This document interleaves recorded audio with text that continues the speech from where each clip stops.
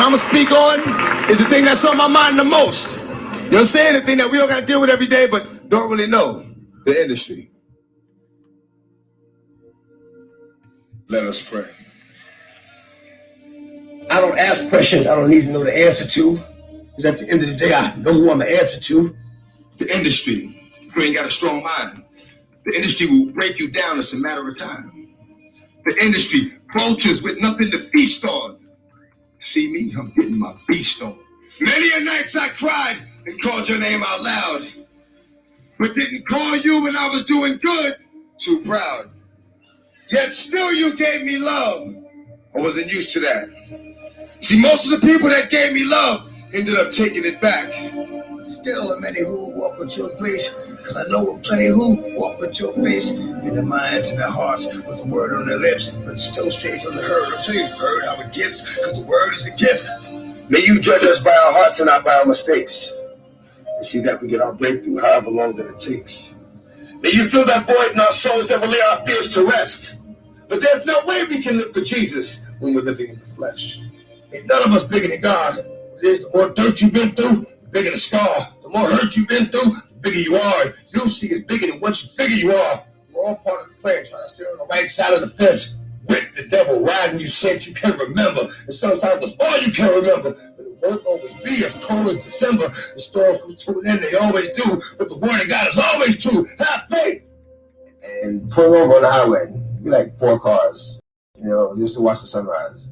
And there's a point that I fell in love with Arizona. I said, you know what, this has to be God's country. You know, because I've never seen anything as beautiful as that sunrise. Then I met the devil in God's country.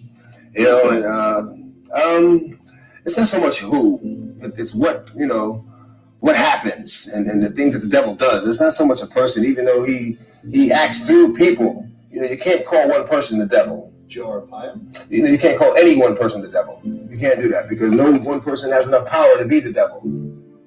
The industry, man, it's not the same. Doesn't have to do with talent. It's about playing the game. The industry, real niggas is dying to get in. The industry, just to find they don't fit in. The industry ain't what it used to be. The industry's trying to control the way you MC. They want you to dress like this and talk like that. But I'm going to dress like this and talk with that. The latest on rapper DMX, a hip-hop legend, really fighting for his life after a heart attack. We just learned that rapper DMX has died at the age of 50. He rose to fame during the late 1990s when his music topped billboards. This song is like Slipping, struck deeply personal notes. The industry, stay in the dirt, play in the dirt, test the wrong one in the industry and you will get hurt. I'm not an industry artist. I'm an artist in the industry. So I do what the fuck I want because nobody can finish me. Lately, so many of us have gone astray, doing wrong for so long that we've forgotten the way. Please bring us back home. Instill in us the word which is our backbone. We're just children that haven't grown. I guess what I'm asking is, show me how to stand for you. And I will rap for you, sing for you, reach for you, preach for you, teach for you. I will love you like you love me. Unconditionally. And I will always be prepared for whatever the mission will be. So this time of spiritual warfare, we're comfortable in the middle. So I pray that you open our eyes. Give us the anointing to recognize the devil and his lies. If we keep our actions wise and our prayers sincere, ahead to the sky, you will diminish our fears. The industry, wanted, dead or alive, new artists to sell their souls in the way they survive. The industry, don't give up.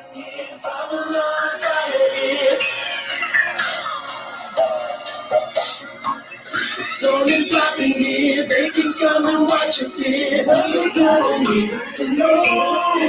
Don't wait for nothing. Say you live it, what you gon' do now? Hope you're ready, cause I'm really about to put it down. Never disrespect you. Ain't not tomorrow, but tonight I wanna spend you.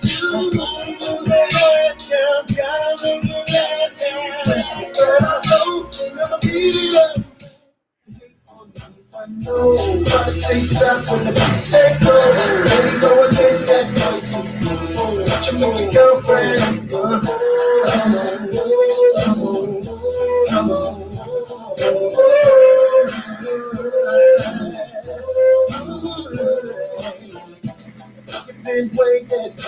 wondering when and where I be. The cousin rockets in the industry, making this so she can't sleep.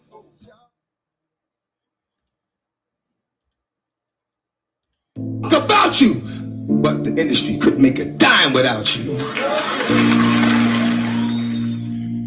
So I pray that you allow our spirits to be born, grow strong, move on, know right from wrong. 1 John chapter 2 verse 15, do not love the world or anything in the world. And we know what that means, but listen, it's because I feel like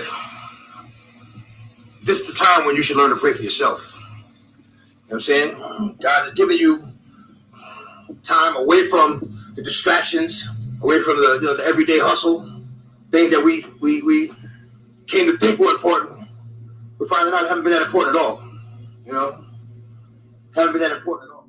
DMX has openly talked about his struggle with addiction throughout his career, even appearing in this 2013 episode of Iyanla Vanzant's Fix My Life. Do you have a drug problem now? I will always have a drug problem. Tell me about that. Just because you stop getting high doesn't mean that you don't have the problem.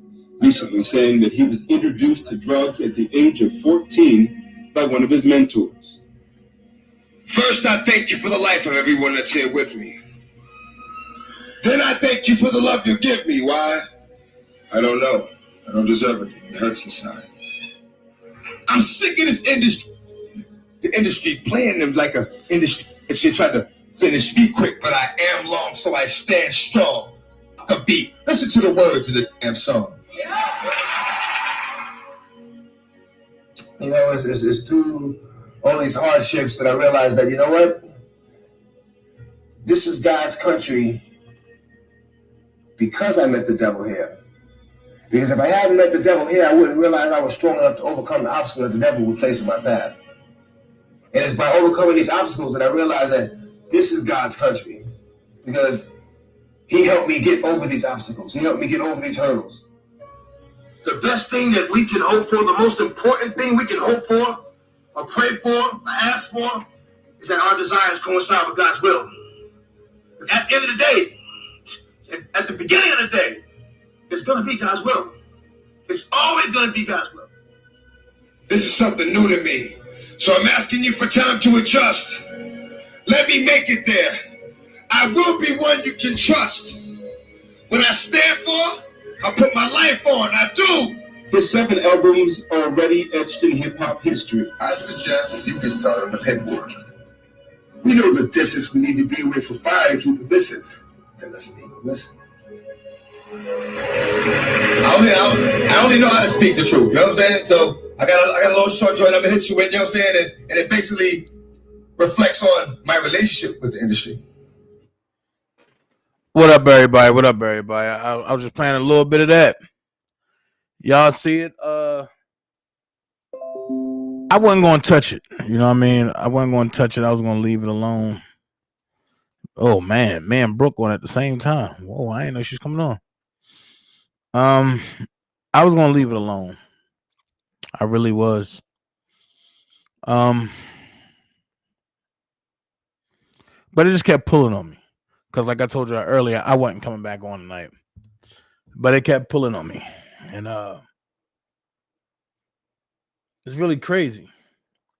So the call-in number's up there. The Lincoln number's there. Don't be shy. Call in. Say how you feel. But one part of the funeral service that stuck out. And how would y'all feel if y'all rocking with somebody and everybody leaves you off the service? So I want to know how y'all felt about the DMX homegoing and the celebration of life. But for people who don't know what I'm talking about, I'm going to play what happened when DMX friend Jungle interrupts the service. So I want y'all to tell me how y'all feel about this. I too am Earl's best friend, and we've been on the road with him for the last couple of years. And this album would have not happened if we were not around. If we did not suffer through the pandemic and take Earl Simmons out of his house, drive an RV down south, and complete this album. I've been his friend for 20 years. 20 years I've been his friend, and I've been around him. I'm not an industry dude, and we got similar stories. Just like him with his grandmother, I have a grandmother that raised me, and I love my grandmother. I have a dog. I had similar stories. We both were in institutions when we were young. And I want to give you a story to how our lives parallel and cross each other. Tashira said something here tonight that struck me, and I never knew it. She said that she seen X steal a purse or a pocketbook. That's the same thing I did as an adolescent when I was about 9 to 10 years old. And that put me in the group home in Yonkers. That's how I ended up in Yonkers. So I knew Earl Simmons since '89. And he was 7 years my senior. But I was a fan of his before he even realized it, because he was a local hero in the music industry, in the music scene as an underground artist. He did shows at School 12 and in Commerce, and the group home was right next door to Commerce. And I'm gonna tell you something else. This last year of my life, all the time I know Earl, I never said this to him, but I told him a story that happened to me, and he was a part of that story. He was a part of that story. And my name is Jungle, by the way. So I'm letting y'all know for the ones that don't know me. All right. Here's what I'm gonna do, brother. My brother. Over here, my brother. First of all, no. There's order. There's respect. You violated order. You violated respect. All right. But you disrespected my house. You've disrespected my house. You telling me? Regardless of how good you think what you got to say is, you disrespected my house. God bless you, my brother. God bless you, my brother. God bless you, my brother.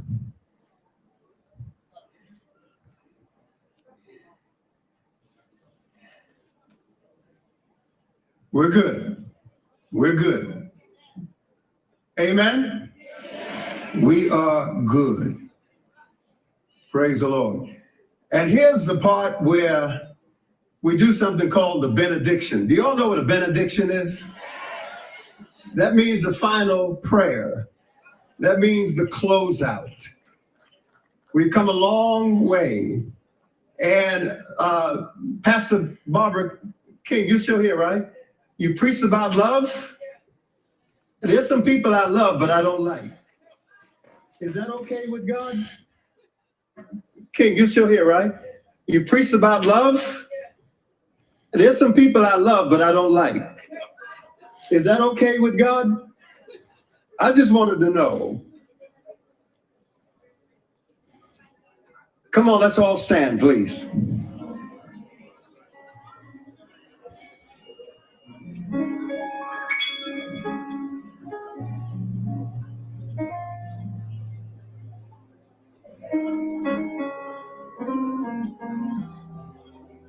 I want to thank all of you who honored this man for the last 5 hours, who sat patiently, respected everyone who came up to share, those who were on the program, those who couldn't get on the program.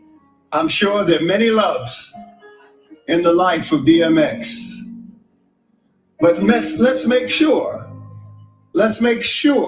that we keep his legacy intact with love and respect. Can I get an amen from somebody in the house here? Thank you. Thank you. Thank you. Thank you. We're going to bow our heads. We're going to go to the Lord in prayer. Heavenly Father, I first want to pray for my brother who came up here because he felt that he did not get his opportunity to be heard. And I'm sure he's not alone. And I'm sure in his heart and mind, he's got a legitimate concern. But Father, we're going to love him right now. We're going to ask you to heal whatever wound and brokenness is there. We're going to embrace him right now and ask you to touch his heart and his mind. And I'm also going to ask you to bless him for all of his labor. Let him know that it was not in vain.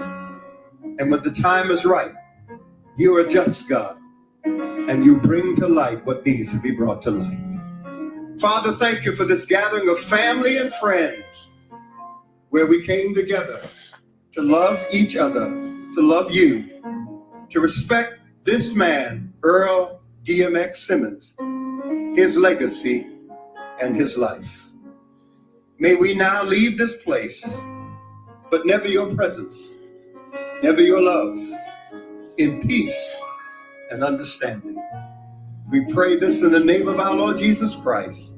And let everyone say amen, amen, and amen again. God bless you. If you just hold for about 10 seconds, just 10 seconds, please.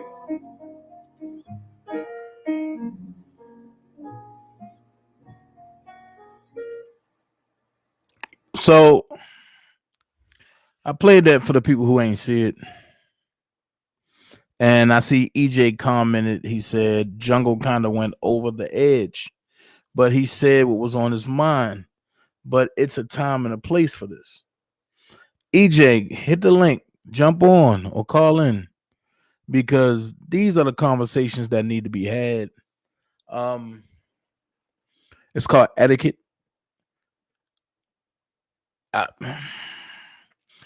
I feel strongly both ways about this.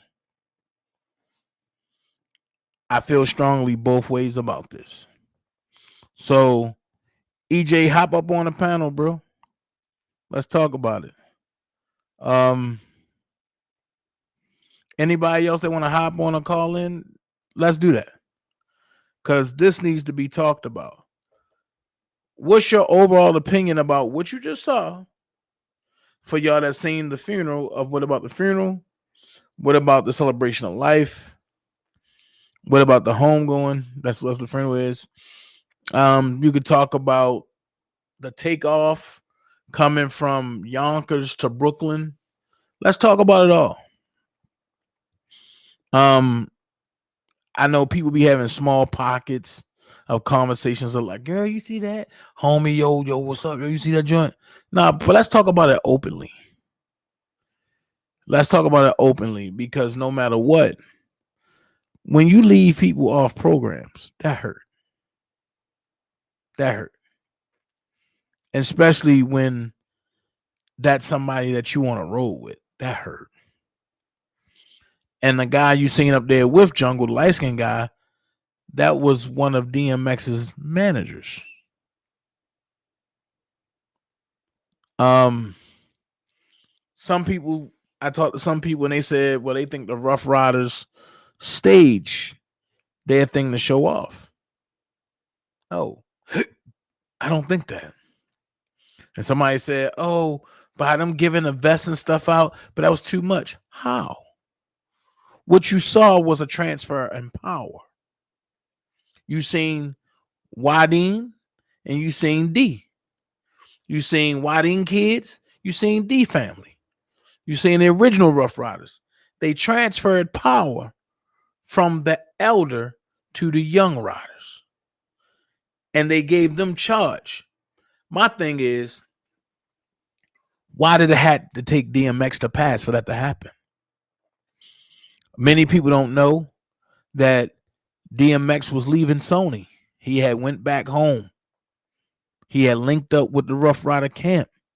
And he had went back home to Def Jam. A lot of people don't know that. Def Jam just signed Dragon. They just signed the Locks back. They just signed Eve back and Little Kim. So, and it's funny because this would have been the label where all the heavy hitters was at. Everybody's at Def Jam now, except for Jay-Z. Jay-Z is the only one who's not at Def Jam no more. And it took Irv Gotti to do it. So I want to hear from y'all. What do y'all think? Let's not let it be dead. I mean, just call in. Call in or jump on. That's all.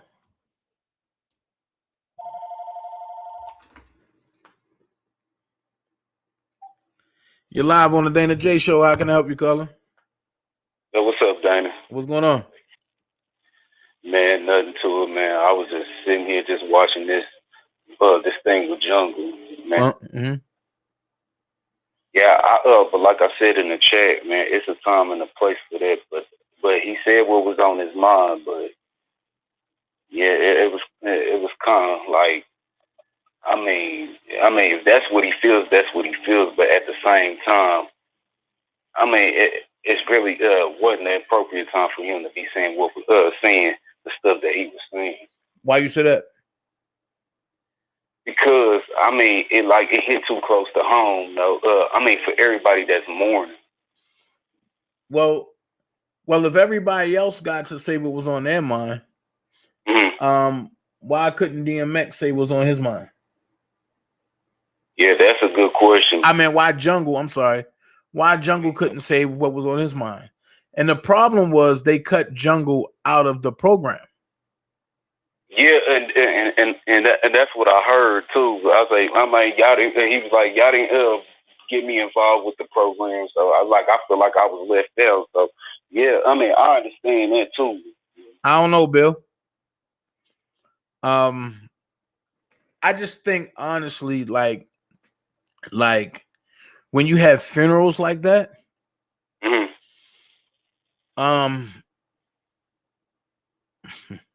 how can I put this?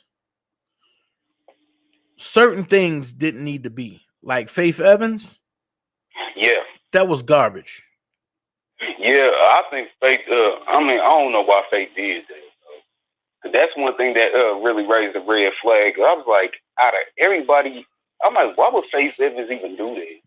Yeah, that was garbage. I clearly gonna say Faith Evans was totally tone deaf and off key, and she wasn't on the right key at all. Right.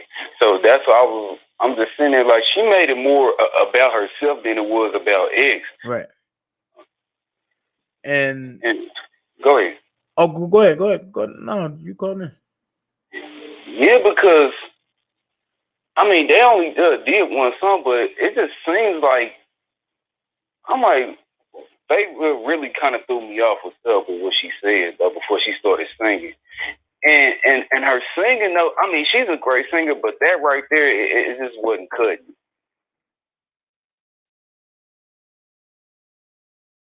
So so that was the biggest takeaway for you, was the Faith Evans situation?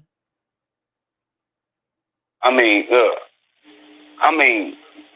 from a certain extent, yeah. I mean, just that is still, but as far as Jungle, I mean, it's mixed emotions when it comes to him. So, how do you think the pastor handled that? I mean, with the pastor,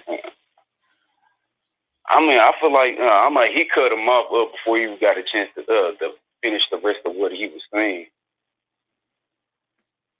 I mean, it's just a way of him handling right when he was in the middle of saying what he had to say. So, because honestly, I think the pastor was kind of rude. Yeah, he was. I mean, how you going to cut him off like that, though? And Jungle was actually being respectful to the pastor. Like I understand that, but just let me say what I had to say. Yeah, it's crazy because it's like when I look at the funeral, man, I was like, everything was beautiful, but then I'm hearing people say, "Oh, the Rough Riders made it seem like it was more of a show." And Swiss B seemed real, and Nas seemed fake, and this and this. And then somebody was like, "Why Jay-Z ain't say nothing? Why Diddy ain't say nothing?" Here's my thing: the gatekeepers are not supposed to say nothing. Exactly. That's why you ain't seen Diddy there. You ain't see Jay-Z there. Exactly. But they were there. My thing is, we got to understand that we ain't dealing with nothing new. Right. This is a demonic attack, and it comes from music. And who knows the music best? None other than the devil himself. Right. However, I'm going to say this. If everybody take control of their own destiny, then we wouldn't have these issues. Now, you ain't see the preacher interrupt D and Y? No, they didn't. Man, come on, man. Why Dean would have been zapped out in that junk? Exactly. So it's like, these are people that I know for sure. You know, everybody say, hold on. I ain't like that all red show they had. I love the all red show. I did too. Cherry wood red was his favorite color. Yeah, and on his album cover, it was red. It's Dark and Hell is Hot was red. No, it was cherry wood red. It's a difference. Okay. Cherry wood red is the ultimate color of blood once air hit it. It turns cherry wood red. So it's like with that, and Bill, hop on and call in after EJ. Hey Fantasia. And the whole thing is the display was perfect. That's how he would want it. On his monster truck, driving from Yonkers to Brooklyn. Shucks, if he had it his way, he would have drove from Yonkers to Baltimore, from Baltimore to Atlanta, back up to Baltimore, back to Virginia Beach, come back to Baltimore, and then stop at Brooklyn. That's how he would have had it. Right. But people was like, oh no, I don't like the way it look. It looks satanic. How? It don't seem satanic to me. Okay, Bill. Thank you. Yo, how is that satanic? I mean, at the end of the day, people were scared. I mean, I'm gonna keep it a buck. This is how you know when God is moving. When the gatekeepers are scared to show themselves. Oh yeah, I see it now. Whenever a gatekeeper scared to show themselves in public, God is in there moving. I mean, and you gotta look at all the bonds that were created. Yo, you had to Shira break it down to his fiance. Look, this how it blah blah blah blah blah, and she passed the torch. People ain't looking at that. But I do believe Jungle was wrong for jumping up there. But Jungle was like, shoot, y'all let all of them talk. So why can't I? But right. That's why I say I understand both sides. There's a place for everything. And I see both sides like, yo, I've been with this man for 20 years, off and on, yada, yada, yada, and y'all cut me out the funeral? Who knows how Jungle felt? What if he went home and killed himself behind that?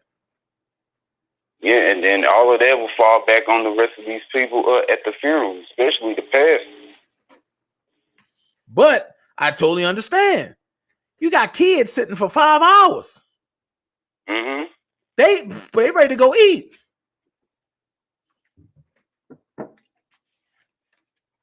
So with that being said,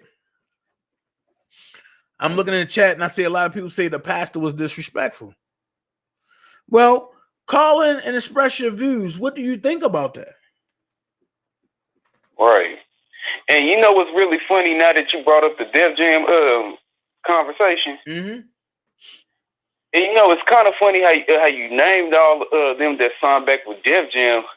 I mean, they how I looked at it, they didn't just sign them. They signed LL back and they signed Ja Rule back. That's what I'm telling you. Once Jay-Z left, Irv Gotti came and took over. Yep. And Irv Gotti put Def Jam back the way it is. Now, from what I'm hearing, is that Leo is about to go get Def Jam Soul again. Oh my God. Oh man, that's scary. But the problem is, who's the real R&B artist out here to do R&B? Yep. You already know who it is. Who? Or him.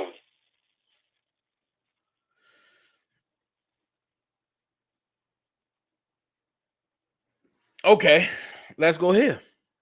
Mm. Let's go here. Do you think R. Kelly is signed to Def Jam? Nuh-uh. Why?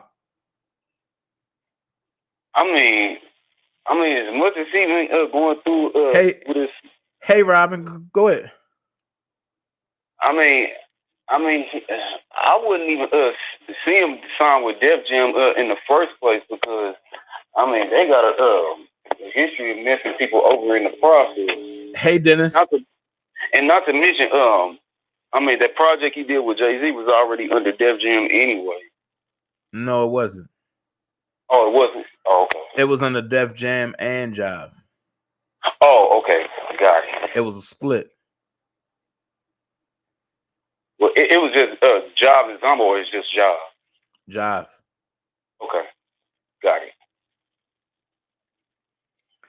I would have thought more people would have been calling in about this. This is crazy. Yeah, because when I saw that, I'm like, it just made me scratch my head. Though, like, I'm like, this is something deep right here.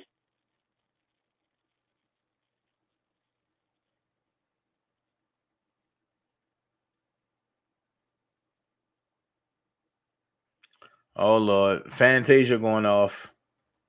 What Fantasia saying? She said, "Man, people need to stop with all that and let that man rest in paradise. That's the problem with folks. They always gotta find something wrong to pick with." Shaking my head. People need to be ashamed of themselves. I don't know where she's going at with this. I don't know where Fantasia's going with this. Then she said, people need to leave well enough alone.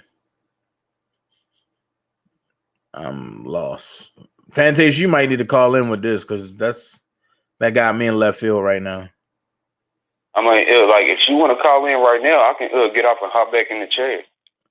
Now, wait and see if she calling or not. Or if she come on the panel or not. It's up to her. Oh, okay.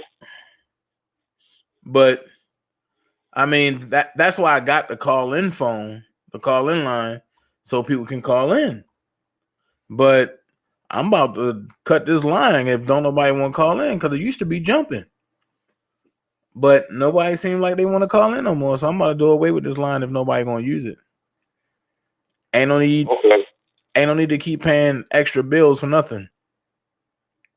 Yeah, I feel you. Oh, she said she talking about what happened. She said, I'm at work. I can't. Okay. I mean, I'm just to the point now where, like, it's just crazy because, yo, the pastor said what he said. That's his house. Mm-hmm. Good. All right, Fantasia. And the pastor said what he said. Good.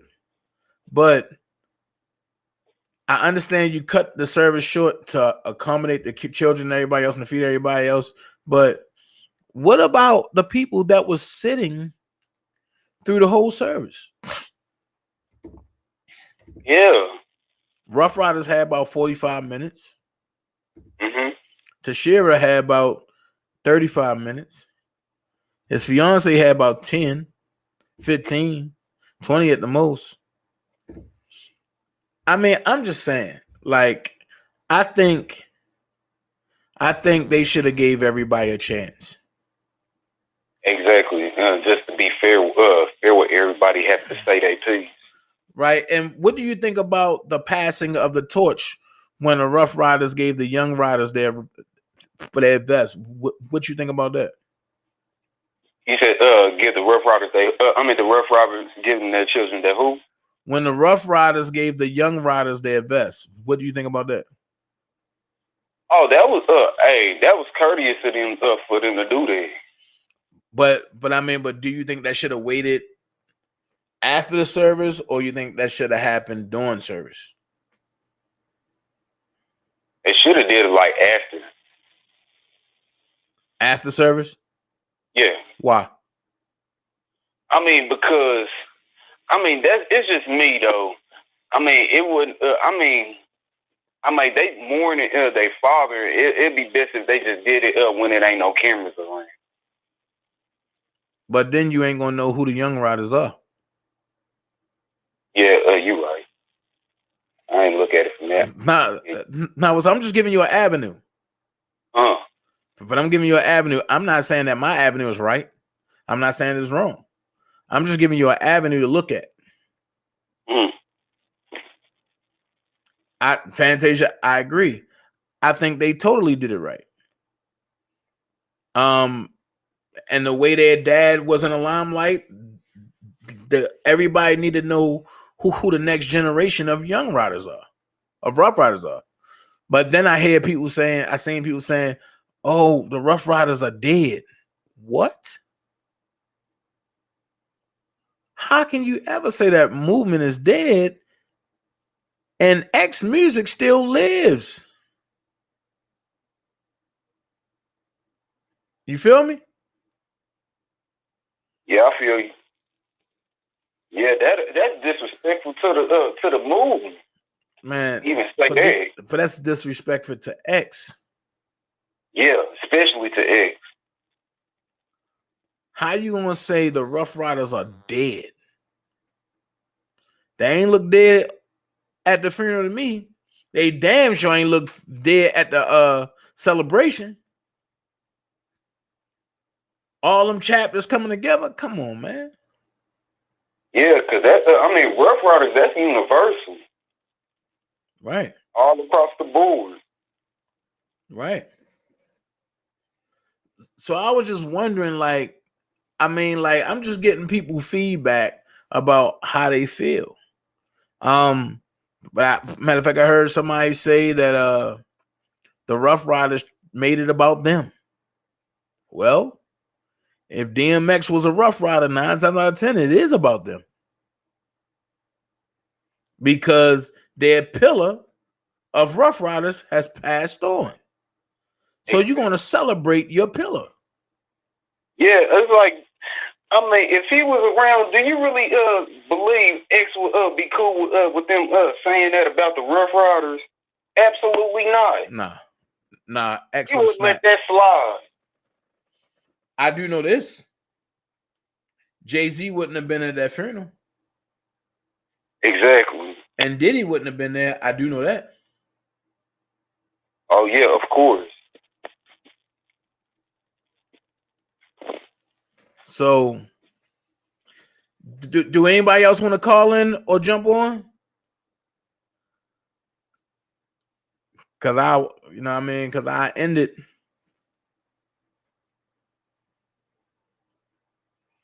I just think that Earl is gone now. People who never been an MC can't say shit. That's true. That's facts. I just believe that Earl is gone now. He's in a better place. I think he's going to shake up that sector of heaven. I think that there will never be a DMX vocally or look wise, but there will be always another DMX thought wise and theory wise. Right. I'll say that. I believe that he brought thousands of people together as one after they said that they couldn't. Juanita Price said, why did Jay-Z and Diddy have a problem with DMX? It's a real touchy situation, but Juanita Price, Jay-Z and Diddy are the gatekeepers of the industry, and DMX really was just like, yo, y'all fake as fuck. Okay, that's how he left it. Y'all fake as fuck. I don't fuck with y'all. And Swiss made a good point, and I figured who he was talking about. I figured he was talking about Diddy and them when he said, yo, don't give me my flowers when I'm gone. Give them to me while I'm here.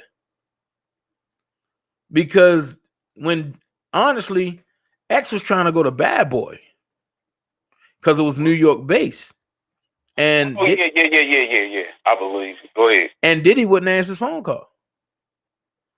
Wow. But then when you go to Def Jam, after he had a meeting and with Clive, now all this shit start happening, and now he died. Come on, man. Yeah, that's crazy. That's weird. Every time somebody go and meet with that man, something bad happened to him. Exactly. That's what raised the red flag with me. Look at Whitney Houston. Mm-hmm. Look at Bobby Christina. Yeah. It's sad.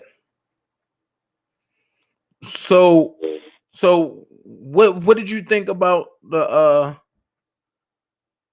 Carry On, meaning when they drove from Yonkers to Brooklyn? You know, when they drove his casket around? Yeah. I say that was beautiful, though.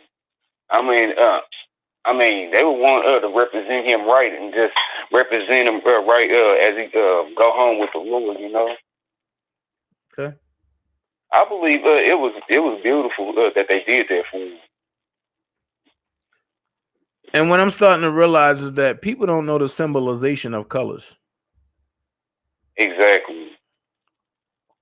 Because some people was like, oh, you know, the red was crazy. Matter of fact, I read today where somebody said, oh, the devil had to have been in that place because it was nothing but red. But who said the devil wear red? Exactly. That's what I was looking like. I was like, did y'all know DMX had red on? I mean, or had what's the name of that color again? That blood wood red? Cherry wood red?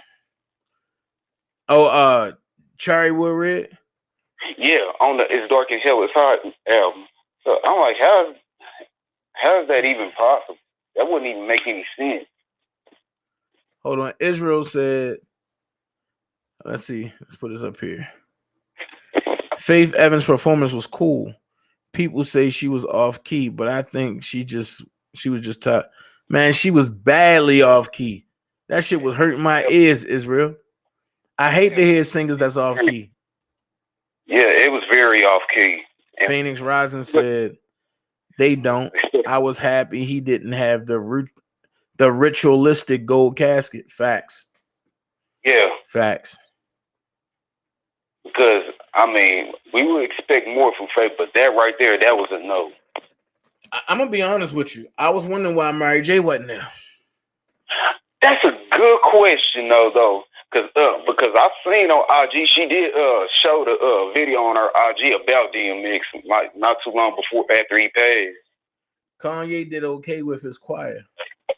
Bill. Oh, yeah. Kanye's Sunday church choir shut it down, bro. Yeah. No, the choir did the thing. Even with technical difficulties, they shut it down. But that was, that was real funny how you brought up Mary though, because I was trying to figure out why Mary wasn't there. Phoenix Rising said, "Good question. She's a Yonkers native, yeah." Exactly. Who said that? Phoenix Rising? Yep. Yeah, she sure is from Yonkers. But one thing I noticed, everybody can't take funerals. Yeah, true. But that's still no excuse because DMX did his last video with her before he died. Right. And she was on the Flesh of My Flesh and Blood of My Blood album. Yep. I mean, that's old, but oh yeah, Kanye choir showed out. They always show out. But did y'all see the clip when they was flying on the plane? Yeah. That was good. Oh my God. And they killed that joint on the plane? Man. And when they did that Rain song, that one.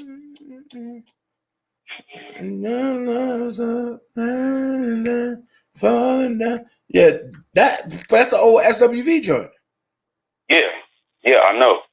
Some people talking about but that's the old SWV joint. Yeah.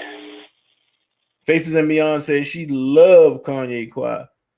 And I mean, and they put all them rumors out talking about they sued Kanye and all that. That wasn't true. That wasn't true at all. Kanye Sunday Choir is one of the best choirs out here right now. Yeah, the best. Thus far.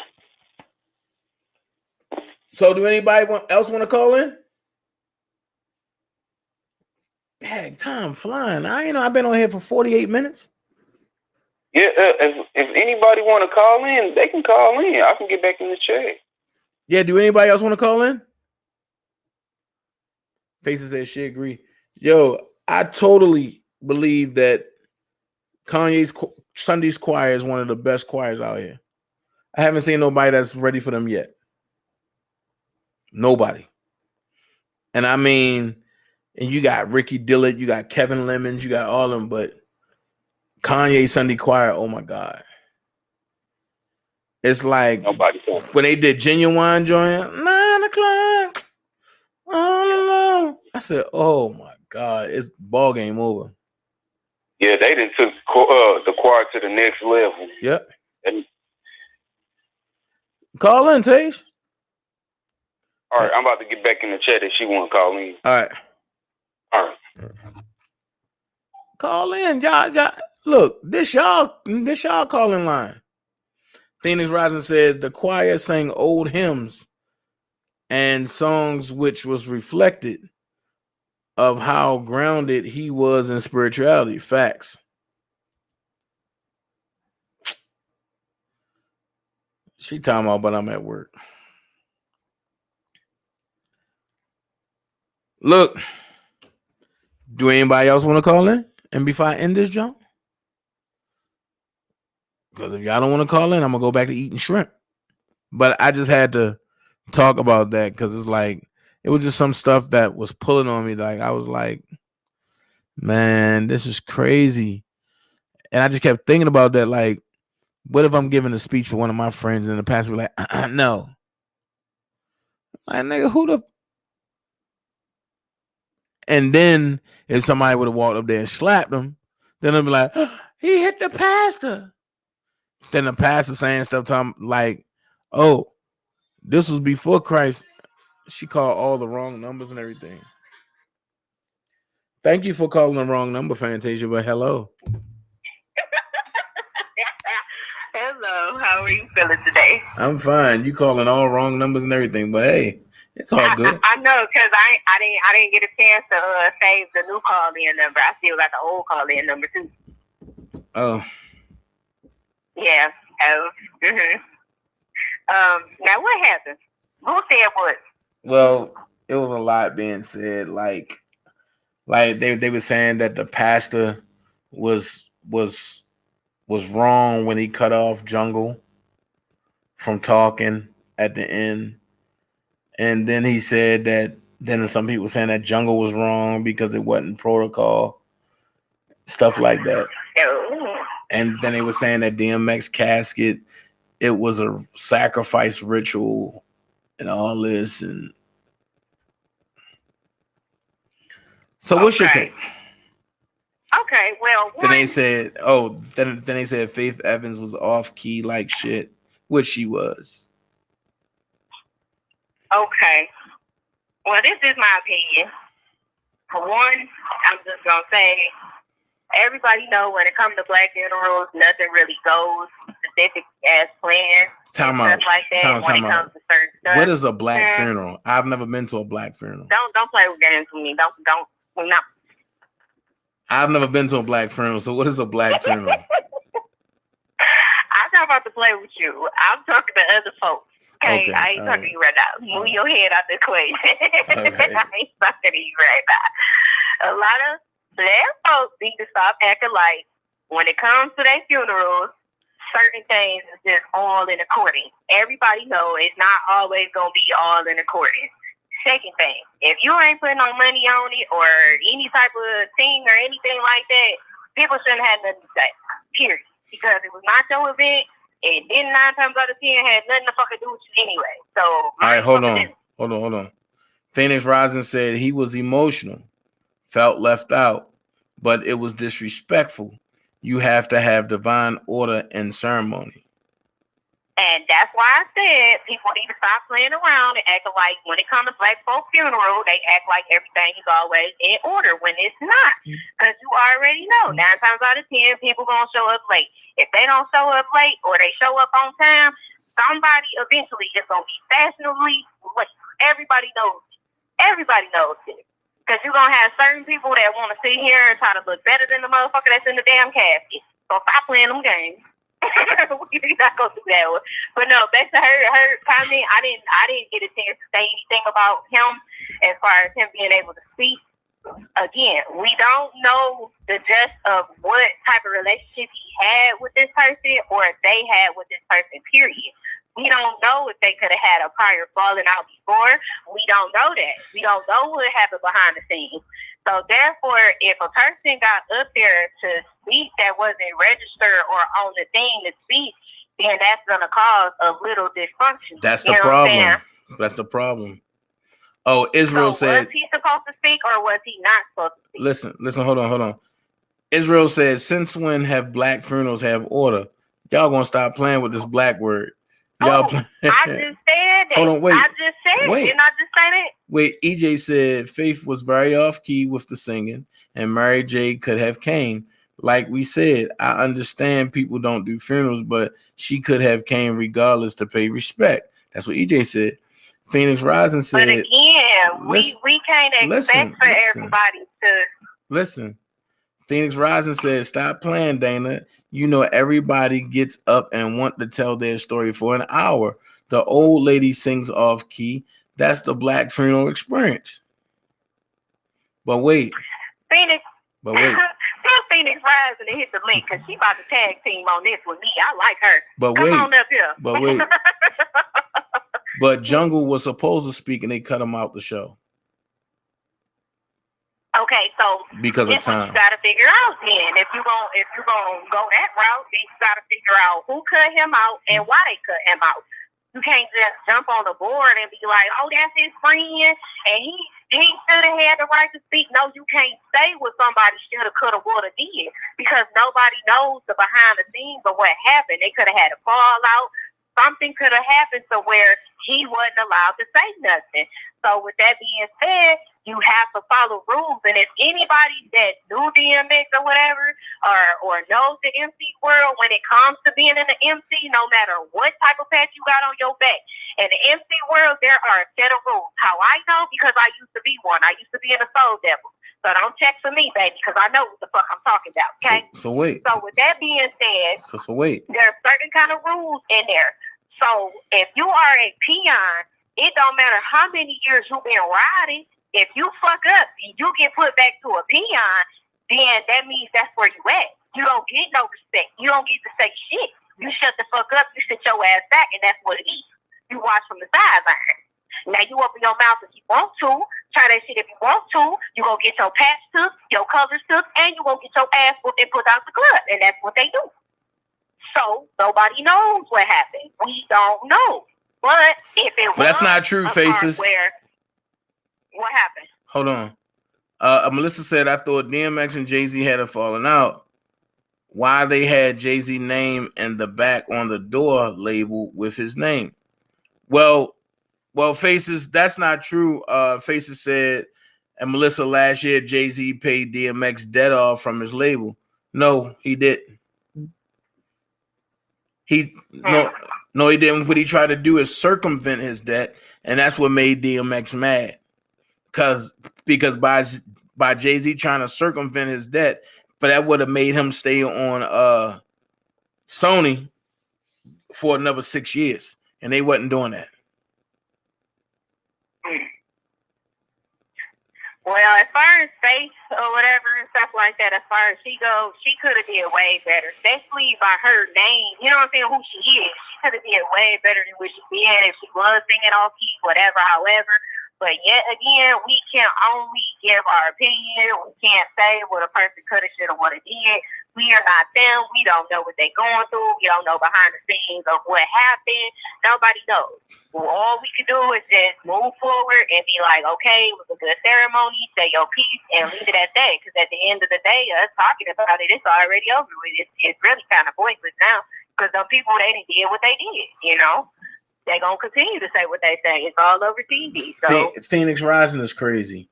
Phoenix Rising said, what's he say? I think they had so many people speak and some were very long-winded. They had to cut the program.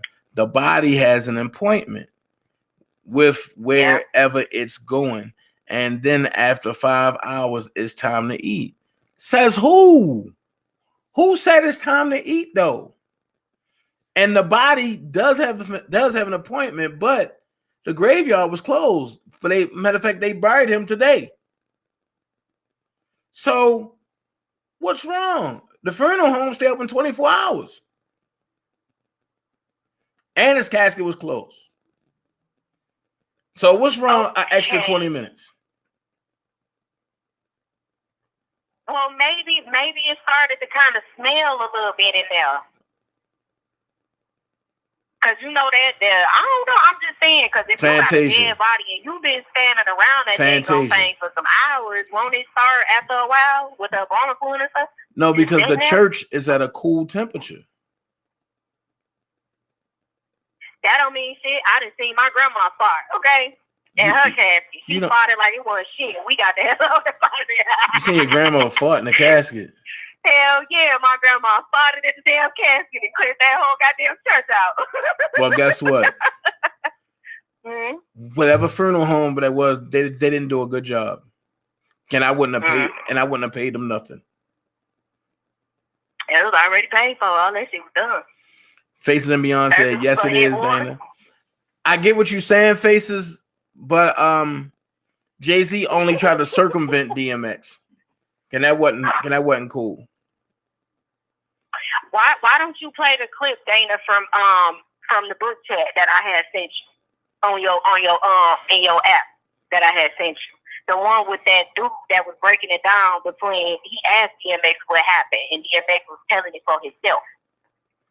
Well, because you got to send it back to me because my phone had reset and I lost it.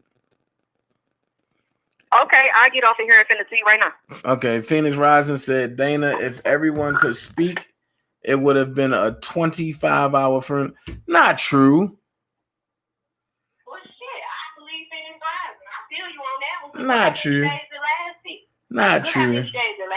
It lasted 3 days. But listen.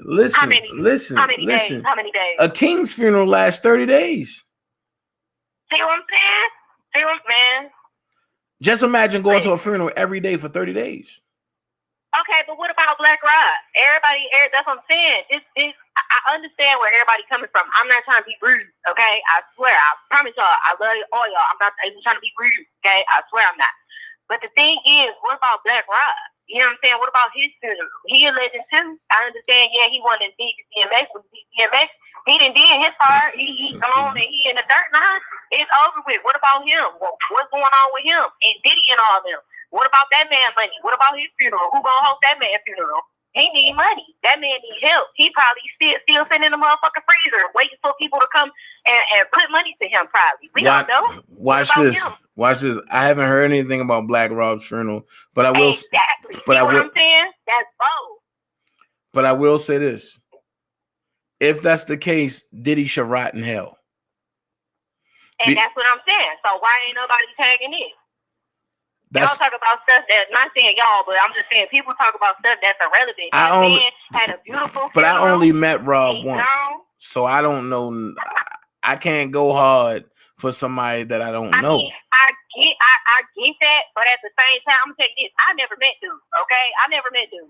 But at the same time, if somebody that I stay here and listen to or whatever and whatnot, or can bob my head to his music, why you can't send him a couple cues and cues towards him? He actually needed. That man was living in pain for a long time. Ain't nobody talking about that.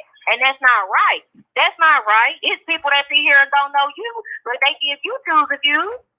See what I'm saying? You gotta treat people how you want to be treated. It's only right. I'm just saying that's kind of messed up. And if Diddy do owe that man some money, he need to go on ahead and pay that man. And people need to put light to this because if Diddy one of them gatekeepers, put his ass out to the light like he need to be. That ain't right. Man, that ain't right. Man, Diddy owe that man. Actually, Woe made Diddy $14.4 million. Okay, see, now we getting somewhere. Let's talk about it. Ask how much Black Rob received off that. Not a nothing. 30,000. Not a nothing. So 14.4 million, and you only get 30,000. That's like I have $100 and I give you 3 cents. See what I'm saying? That's why I'm like, I get where everybody coming from and with this woulda, coulda, shoulda stuff, but like I said, the DMX, the great, the legend, we love him dearly, yes. We loved him when he was here. We love him, you know what I'm saying, and so forth and so on. The king, may he rest in peace or in heaven or whatever, however people say. I'm not Catholic, I ain't Christian, I don't do all that. But I'm just saying, at the end of the day, this man then had his grand finale send-off. What about this man? This man that sat here and had the nation moving to Like Whoa. Like Whoa is a legendary song and will always be like that. Today, I put a youngin' up on that didn't even know nothing about that. And he's like, yo, this go hard. Who is this? I'm like, Black Rob. This boy didn't even know who he was, and I had to break it down for him. So with that being said, it's sad because he a legend too. We got other legends that's leaving here too that nobody wants to cover and talk about. So I'm just saying, I think somebody needs to get a hold of it. I'm a blogger, so I'll probably get my hands dirty a little bit and find out what's going on. Well, yeah, definitely get your hands dirty. I want to say shout out to Dallas, Texas police. They arrested another man in Mo 3's murder. Let's pray that Mo 3 will at least get a little bit of justice, but I know he running around rampant right now. I know he like, God, just send me back down so I can get him. So, I mean, shout out to Mo 3 and Dallas, Texas police. They arrested another man today in his murder. I mean, I just shocked G. We could talk about his mysterious death. Yeah, it's a lot of stuff that could be talking about. Just like that rapper from North Carolina. I didn't know the rapper from North Carolina died, and I heard that he was hot.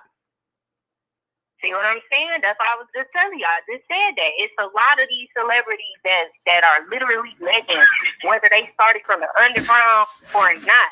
Like, real talk. A lot of these legends that we didn't listen to or anything like that, they gone now. So, hey, you know what I'm saying? Should have said. That's all I'm going to say. You're a blogger now, so that means that you can cover that. What you say? You're a blogger now, so that means that you can start covering that. Yeah, I just said that. That's why I was like, I think I might get my hands a little dirty and see what's going on with this Black Rob stuff, because that's bold. It's only one blogger that I've seen so far that kind of covered that a little. He didn't cover it, but he had like little stuff that was going on. And it's one person, I can't remember his name, but when I found it, I made sure I sent it to you. He was saying that he made a GoFundMe for Black Rob, but the money, I don't know if the money went to Black Rob or if it went to the guy that set the GoFundMe up. So a lot of people was asking about that because there was donations made to that GoFundMe, and it was the same dude that was supposed to be speaking and saying like, Diddy owe him and all this stuff like that, like, so come out and all this stuff. So I'm gonna get my hands dirty. I want to see what Bad Boy is going to do for Black Rob. That's what I'm trying to see too. And I feel like if we shine more light on it as bloggers, then they not going to have no choice but to do something. You know what I'm saying? Even though we not really nobody important, but at the same time. Yeah, Willie, I agree with that. But what Willie said, a lot of people going to jail in Mo 3 case. Yeah, can I believe them girls going to jail too? For them girls going out of here, I believe them girls going. What girl? Hello? The girl that he was smashing, but they gave his location up. Oh. Yeah. Well, what y'all think about that? The girl that got killed, the 15 or 16-year-old girl that got killed by that cop. Do y'all think that those girls should be charged for her murder? Yo, how are you going? How are you just going to switch? Oh, I do that. I'm sorry. I see. My bad. But see, we were switching. I thought that was the thing. But what you say? How do I feel about it? Yeah, you think that the grown women that was there? What side you want me to answer from? Because if I answer from my law enforcement background side, I believe the cop was I believe the kill was justified. If I answer from a civilian side, I'm gonna say the kill was justified, but another step could have been made to prevent it. If I answer from an angry person's side, I'm gonna say the kill wasn't justifiable. It was bullshit. If I answer from a pedestrian side, I'm gonna say this shit was just too much. If I answer from a parent side, I'm gonna say this: you could have did something different. But now knowing the details that her father was out there and her father took part in a fight, and the only thing he said was, "That's a kid." Nah, man, you're a pussy. You shoot my kid in front of me, you might as well kill me, because I'm gonna shoot you. Okay, hold on. I just made it home. I'm logging into my computer right now. I'm about to jump on your chat. Drop your link in your chat so I can switch devices. Go ahead. All right. But as far as, and she the only person I know that drive home and talk on the phone at the same time and make wrong turns and get $10 tickets. I never seen no shit like this. Bust your ass. Oh, bust your ass. EJ said the Diddy Curse video just mysteriously disappeared off YouTube streets because it was doing numbers and it was getting awareness of his activities. Wow. Yeah, Diddy probably had it taken down. Okay, hold on. Derm DZL1 said on the cool, the only folks that Puffy care about are his mama, sister, and kids. His artists aren't worth 2 dead flies smashed to him. That's true. I can agree with that. Woman multitask. Yeah, Phoenix Rising. Y'all do. EJ, I can't watch. Hold on. All right, Fatty Pack. EJ, I can't watch his videos right now. It's painful because I grew up listening to Digital Underground. Wow. Fantasia. I hear. Okay, I'm about to say, here she go, that bootleg ass computer. Oh, grass. Question. Did anyone hear the cop identify police presence before he fired? Yes, he did. Yes, he did. Okay, so hold on. Before we go further with that, the reason why I'm asking everybody as far as like how they feel about it, because these reasons right here. Okay. Now the answers you gave, Dana, are actual logical answers. And I'm glad that you gave as many answers that you gave because I'm finna tag them from all angles. Okay. 1, I feel like all adults failed her. And the reason why I say that all adults failed her was because when I did my research, they said that basically the girl told her mom or her dad that she was getting picked on for 3 days straight. Okay. Dumb adult women came over to that house because the foster mother told her that I guess the girl was acting unruly and she couldn't handle her. Something about clean up a room or something like that. So with that being said, all adults failed her because the simple fact of the matter is this. You have the sister placing the 911 call. inside the house. I hear a lot of people say she should have stayed in the house. She should have stayed in the house. That does not matter. Right there. I'm gonna stop you right there. Her sister ain't placed the call. She placed the call. Well, they said her sister placed the call, and her sister saying that she placed the call too. No, she placed that call. Because she was upset. Because she was upset due to the fact that she couldn't believe that the foster mom called them grown ass ladies over there to fight her.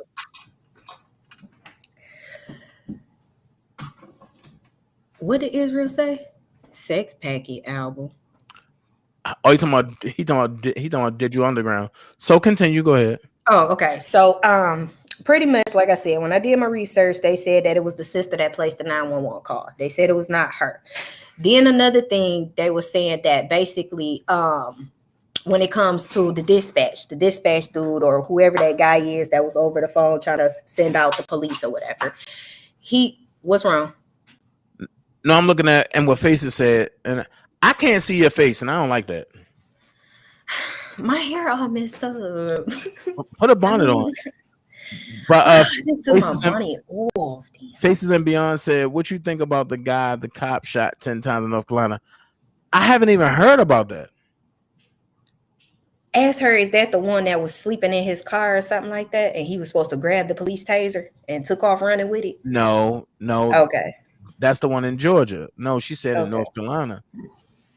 Faces, can you send me that link so I can read up on it?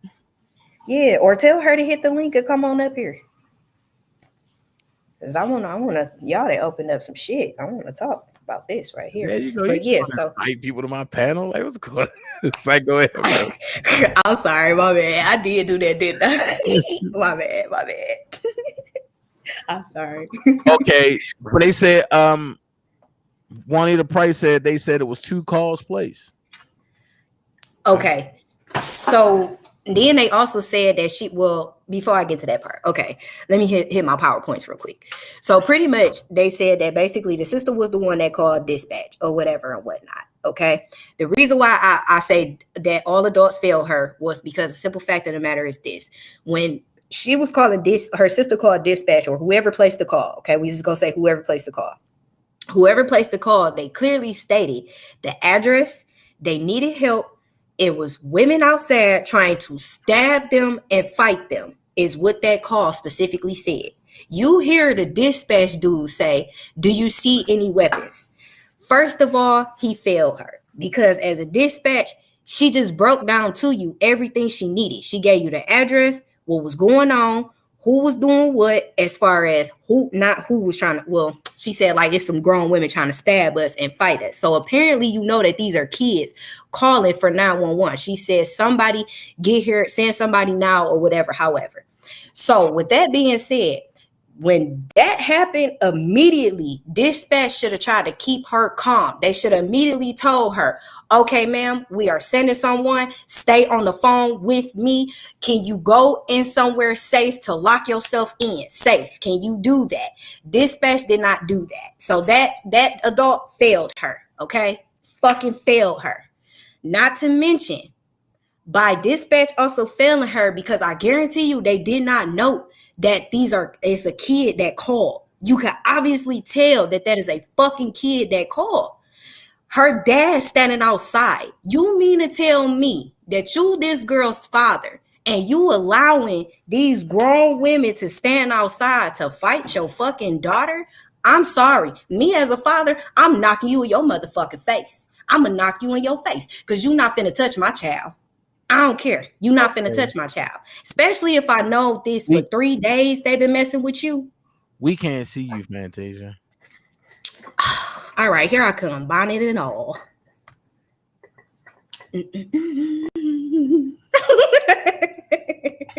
See me now? Now. You see me now? I don't know about that one.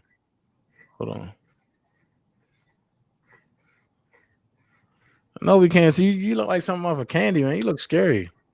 Shut up. No, I don't. It's my background. I ain't got no light back here. That's why. Well, you need a light. Oh my God. And we I need, hope I do look scary. and we need to purchase you a light. I won't purchase it myself. I don't want nobody to donate or nothing like that. Wow. I don't want that. Huh? Wow, girl, shut up. Because I want people to live happy, stress free. If anything, donate and invest into yourself. Don't donate and invest. Look. You know. Look. Now, if you're trying to be nice, then okay. You know what I'm saying? Then I'll be like, okay, thank you. Yeah, but shut up.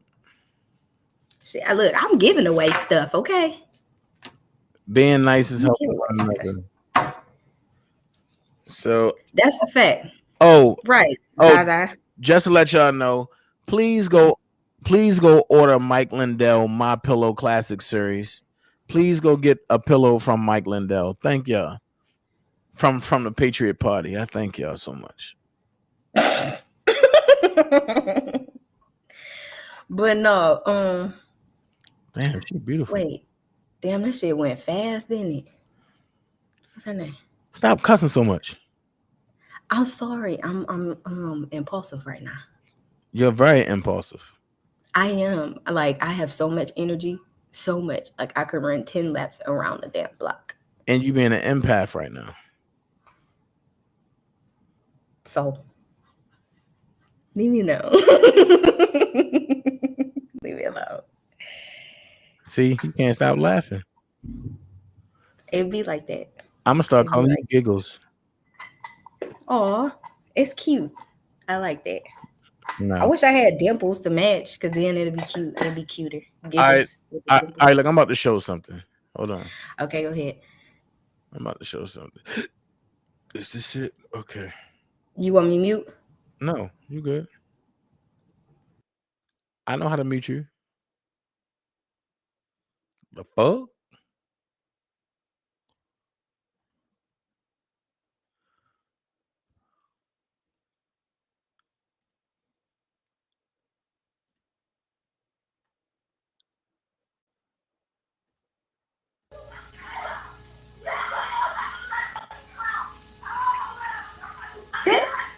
The address is 3171. We got these grown girls over here trying to fight us. Trying to stop us, trying to put our hands on our grandma. Get him now. CP weapon.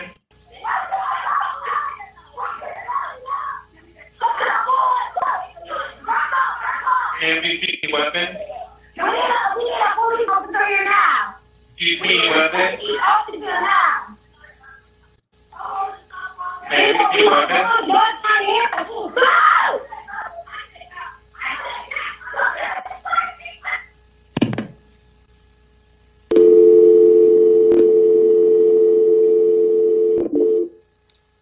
The remaining time on that audio will just be a dial tone, but again, you'll have that full information.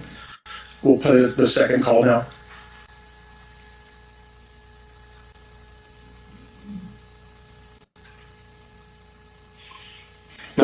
What's the address of your emergency? It's on Legion Lane. What's the emergency there? Oh, well, never mind. The police are already here. Never mind. Thank you. Again, those were the only two 911 calls we received, and we did not receive any 645-459 emergency line calls.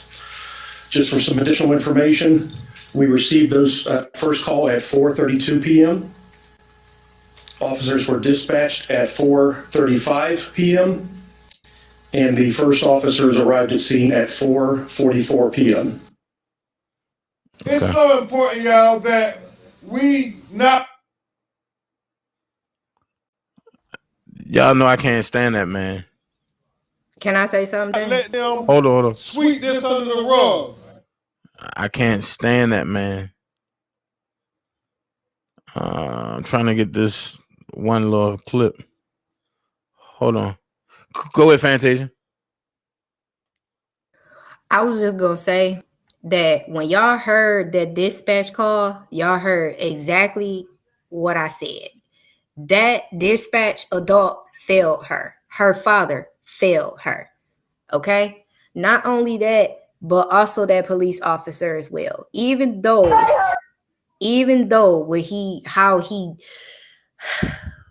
I'm trying to get it out. it's just hard because it's like that's a child. But at the same time, you also have to remember when you are 15, 16 years old, you're not thinking rationally. You know what I'm saying?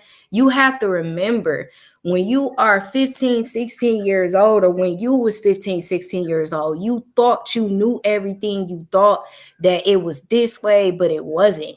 And it's sad that she lost her life due to the fact of her just trying to protect herself. Her mind must have been going 1,000 miles an hour or per second, literally, because think about it. Somebody's picking with you, grown ass women picking with you for 3 freaking days straight. I just caught myself because I remember you said stop cussing, but 3 freaking days straight. Adults keep messing with you. This girl was a sweet girl from what her other foster mother put out there. She said that this girl was grateful and thankful for everything that she got. We can't see you, Fantasia. Oh my God. Oh, y'all can hear me though, can't you? Yeah, and we don't do avatars over here. That's all. Go ahead. My avatar be me. So what you talking about? No, it don't. But F. I know it don't. So go ahead. Okay, but yeah, so with that being said, you have to remember, like, you know, when you 15, 16 years old, your mind is going, you constantly getting picked on for 3 days by adults. You really don't know what's going on as far as, you know, right, Nikki M, tell him stop picking on me. Miss Lady T, I'm finna get home. You, Miss Lady T, come on up here. Come on, come get him. Come get him. But yeah, when that's happening, it's hard to try to decipher night and day. Like it really is, because at the end of it, you just gotta look at how everything played out. She thought she was safe and could do what she was getting ready to do because she's like, her father's there. She felt safe enough to fight them people for a few seconds. You know what I'm saying? Because you obviously see one girl go flying. When she went flying, the daddy kicked her in the head. Damn. But come to find out, that's not even a little girl that he kicked in the head. That's a grown-ass woman. Then at the end of the video, if they actually show you the full video, in the whole full video, it actually shows you that those women that came there to do that girl, that child, bodily harm, okay? All they wanted was the dog, their phone, and they hands up like this. And the first thing they say is, I didn't do nothing, but that man ain't supposed to be here. Baby, you not supposed to be here. What you talking about this man ain't supposed to be here for? So I feel an awareness, all adults fail her, and people should actually not riot, but come together and petition for those grown women to go to jail and serve that jail time for that girl's death. Now, I don't know if the law can do it like that, but somebody got to be accountable for that baby. Somebody has to. I don't want to hear that, oh, she had a knife, she ran. That's a child. That is a child. She just blooming, just starting her life, trying to become a young, successful woman. All type of stuff. The girl had TikTok videos of how to do hair, all type of stuff. Do you know they took almost all of that girl's social media stuff down because all they want you to remember is the fact that she had a knife? Yeah. But that's how it go. But that's wrong. That's a child. That could be anybody's child. That could be our child. That's the way it goes. Then what? That's wrong. That's wrong. And this is why I say, now, since we know what we know, we all should come together and literally try to petition and put their grown asses behind bars. All this stick together. Wait. What? I got one better. Okay, how about that? Let's all watch it. All right. Here we go. Was killed by Officer Nicholas Reardon Tuesday, seconds after he responded to 911 calls of an attempted stabbing. These grown girls over here trying to fight us, trying to stop us, trying to put our hands on our grandma. Get here now. We need a police officer here now. The altercation captured on Reardon's body camera. What's going on? Hey! Get down! Get down! Get down! Get down! The officer firing 4 shots at Bryant, seen in the black t-shirt and jeans, as she appears to lunge at the girl in pink with a knife. She had a knife. She just went at her. Another officer on the scene then performing CPR. Wake up, man. Come on. Come on. Stay with us. Stay with us. Bryant later pronounced dead at the hospital. It's a tragedy, regardless of the circumstances associated with this. A 16-year-old girl lost her life. An independent investigation now underway, in part to determine whether deadly force was justified. I cannot respond specifically to this specific incident, but what I can say is when officers are faced with someone employing deadly force can be the response the officer gives. Ma'Khia's family expressing shock and remembering a fun-loving kid. She was a big TikToker. She liked making videos with her friends, with her mother, and she liked doing hair. Her mom, you could just see the love in her face. The mayor promising accountability. This is a failure on part of our community. Some are guilty, but all of us are responsible. BCI will determine if the officer involved was wrong. Look at her. She's beautiful. And if he was, we will hold him accountable. That's a beautiful baby. And the interim chief of police here in Columbus says in situations like these, an officer could use a taser if they have the space and the time. But if there's a deadly threat, they can use a gun. Officer Reardon is now on administrative leave as this independent investigation unfolds.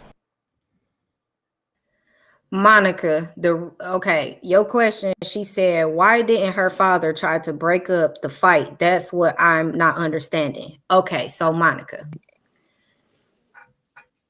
First off, they had I don't know who bought the knife as far as which one of the ladies bought the knife, but they had a big knife. That was a huge knife. So with that being said, when you have an altercation going on and you have a weapon involved, I don't care who you are. You not finna lunge at that person. You not finna try, because 9 times out of 10, you're going to get hurt. So the best thing he could do was take his daughter and go into the house. But then again, that didn't matter, because apparently those adults that wasn't supposed to be there must have had keys to that house. Because obviously, if she made that call inside the house, like everybody trying to say she made that call, obviously you hear she didn't make that call. You hear her yelling with the other 2 ladies. They arguing. Her sister made that call, like I said. Obviously, you hear that. You hear the girl, which is Ma'Khia, flat out and say, I said yes. You said this, and I said yes. But you hear the other 2 distinct voices that's different too. So you hear 3 people arguing and 1 person talking clearly over the phone. Her older sister or the sister then told Ma'Khia, come up here or come up here. No. See what I'm saying? So with that being said, all adults all the way around failed her. And at the end of the day, those women that came over there need to be responsible for that girl's death, period. Well, first of all, and that foster mom too. Take all 3 of them grown asses. Well, first of all, let's backtrack some stuff. Miss Lady T, if you're going to be up here, you're going to partake in this conversation. If not, you ain't going to be up here. You ain't going to just sit here and breathe. What? So if you just gonna sit here and breathe, then don't be up here. But if you're gonna partake in the situation, then hey, stay up here. Let's have some fun. My thing is this right here, Fantasia, because Miss Lady T is quiet right now, so I don't know. I'm here. So my thing is this, Fantasia. Let's backtrack. Let's first of all. Hey, Ann, let's first of all take emotions out of this. First things first. The police pulls up. He gets out. He says, hey, what's going on? The girl in the pink with the ugly ass dog says, this is my mama house, we fine. Ma'Khia thrashing the other lady. In front of the police, the father kicks her in the back of the goddamn head. He football kicked that bitch. Hold on. You're live on the DanaJay show. I can help you. Hey, yo, Dana, what is the issue you have with Miss Denise? Say what? I said, what is the issue you have with Miss Denise? Who is this? This is Dawn Snow. Tim, What is the issue with her? Oh, matter of fact, but I'm on my live right now. But I'll call you back when I get off my live, and we'll definitely discuss it. All right, because look, I'm just gonna say this: you can actually put this on a live if you need to. I can't, I'm not gonna keep allowing you to, keep disrespecting her. So, but ain't nobody gonna allow me to do shit because at the end of the day, but I'm gonna tell it to you like this, bro. Look, I'm gonna tell you this. But I'm telling you like this, bro. Look, I'm gonna tell you this, and I'm just telling you, you can take it how you want to take it. Hey, and we can douse how it's gonna douse, bro. Listen, Dana, I promise. If you don't call me to explain to me what's going on, I promise you on my grandmother's grave, I'm gonna find where you at in Atlanta. I'm gonna find exactly where you at. Oh, I'll let you know exactly where I'm at, bro. One thing about me, I've never been a bitch. Never. I'm gonna have my man beat your ass. Okay. Check this out. I will go live when I fuck your man up. All right. All right. All right. I'm not gonna play with you, you little fuck boy. Yeah. Okay. Okay. Check this out. Check this out. Check this out. I definitely will, Nick. Yo, come on, yo. You's a real bitch. Fuck ass nigga. Anyway, like I'm saying, how the hell she get off? Okay. So, like I was saying, the father kicks her in the back of the head. You feel me? Hello? Here, I'm listening to you. And the father kicks her in the back of the head. So that should have been the first thing the cop stops. Okay, but, hold on. Wait. But because Micaiah had a knife, he canceled that out. And the first thing he seen was this girl in the pink about to get stabbed up.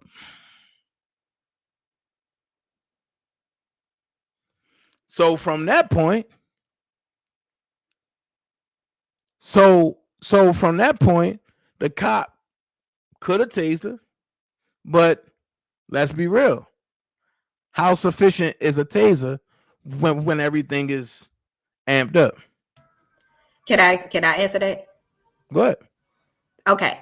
So hey, Phoenix Rising, and we're gonna talk about that in a few, but I'm not paying that fuck nigga no attention. What I was gonna say was, first off, what everybody needs to realize, it's sad to say, but when the lady got kicked, okay, because she wasn't no little girl, this was a grown-ass woman that got kicked by the daddy. When she got kicked and fell over, whatever, however, motion her body laid, you seen the officer go towards her. When the officer did go towards her, apparently that knife must have dropped from them two ass adults that came over there with that knife. Micaiah grabbed that motherfucker and went to go to work. I'm sorry, but Micaiah grabbed it and she went to go to work. And her mindset, again, you have to remember, she's 15, 16. She was fighting these people off for a good 12 minutes straight. Okay? Her adrenaline is pumping, is going. Anybody that is in a fight and you are fighting more than one person and you are by yourself, your adrenaline and your mind is everywhere. You just swinging. You seeing who you seeing and you thumping. You going. You just making sure that you hitting them and making them count. Okay? When somebody come to grab you as far as your friend and you don't know it's your friend, or somebody coming to grab you, what's the first thing you gonna do? You gonna turn around and fight. You gonna fight. You gonna keep fighting. By the time you realize that this person is either on your team or not on your team, it's already too late. You done buckled that person to the ground because your survival mode kicked in. Your adrenaline is pumping. You got all these thoughts running through your head. Him or me, her or me. Somebody got to get it. Back up off me. Okay? This is what's going through her mind. Her 15, 16-year-old mind. This is a minor. She's a child. A foster child at that. Okay? She grabs for it. She picks it up. She lunges. You're not hearing what's going on around you. So she didn't hear when that police officer said, stop. freeze, get down. He gave her 3 different commands. She didn't hear none. He didn't have to shoot her that many times. He did not. He could have gave her 1 shot to the leg. Protocol my behind. That's protocol. Even in a hostage situation like that, you're supposed to still go in the leg. Fantasia. That's still wrong. That's still wrong. Protocol from the academy. You are taught in a hostage situation. And that was a hostage situation. But that's still a child. Listen, he don't know that. Because dispatch didn't tell him. If dispatch would have did his job properly and took down the notes and actually did what he was supposed to, then that cop would have known that it was children at that home. But dispatch failed her. Listen. We are trained to shoot in situations like that. And we are trained to kill. We ain't trained to maim. Because anything can happen. We are trained to shoot to kill. So now this girl that could have simply got shot in the leg and just dropped. Now wait, a shot in the leg could have killed her too. That's true. But at the same time, she would have still had a better chance. Look, even though bullets do travel through your body, I know, and they break off, and I know. I used to work in a hospital, trust me, I know. But said 1 shot in the air would have calmed things down. Not really. And you would have had to shoot multiple times in the air, and you would have had to make sure the space was clear because the bullets would have scattered and then came down. Yeah. All I'm saying is this, okay? Me personally, if I was in that officer's shoes, when I came to the scene and I saw how hysteric, it was and all that, me personally, that would not have been my first move to just pull out and just plug the girl. I would not have tased her neither. Watch you know this. What I'm saying? Watch this. You had 3 seconds. Okay, yeah. Listen, 3 seconds. And in them 3. You're not listening. Listen. You have 3 seconds. And you 10 meters away. What are you going to do? Shoot her in the leg once. Bullshit. Because watch this. Let's say you would have shot in the leg. Look at how she was standing. It would have went through both her legs and then went.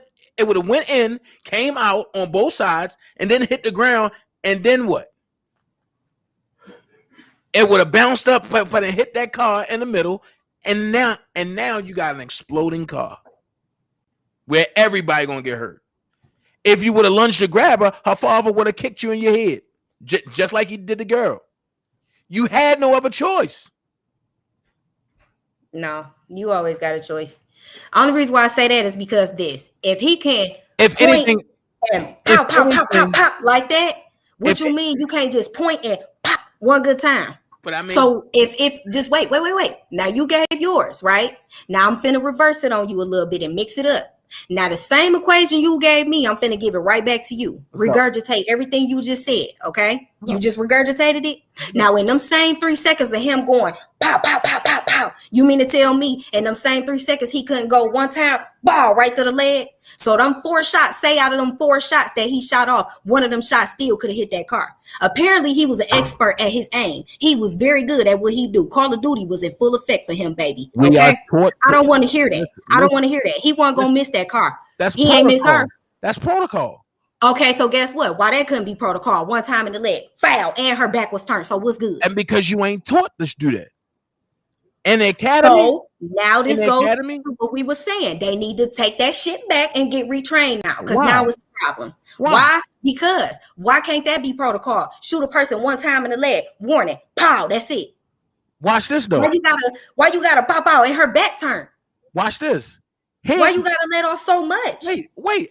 I'm just saying. Listen, I agree. It was too many shots, but now I'm gonna hit you with the same thing. I'm gonna flip it down and I'm gonna have you reverse everything. Let's go. What if you would have pulled up, right? Mm-hmm. And the girl in the pink was your daughter, and she about to get the shit stabbed out of her with a steak knife? How would you want that cop to react? Okay, no. First of all, if that was my daughter, that's not nobody's daughter. That's a grown woman. I don't want to hear that. Listen. Even if she grown, no, I hear you. I hear you. I don't care if she grown. She's still somebody else's daughter. Dana, you just told me not to cuss. I'm finna. You got me bite my lip now, because I'm finna. She's still somebody's daughter. No, check this out. First of all, I'm gonna put it to you like this: if I'd have pulled up and that lady, grown woman in the pink, was my daughter, I would have pulled up and said to her, "Why are you at this lady's house? This is not your house. No. Why are you here? Time out. What are you here for?" Time out. If you pulled up and you seen your daughter about to get stabbed, right? In the pink, yes, that's what's gonna be going through my mind. Listen, what the hell is going on?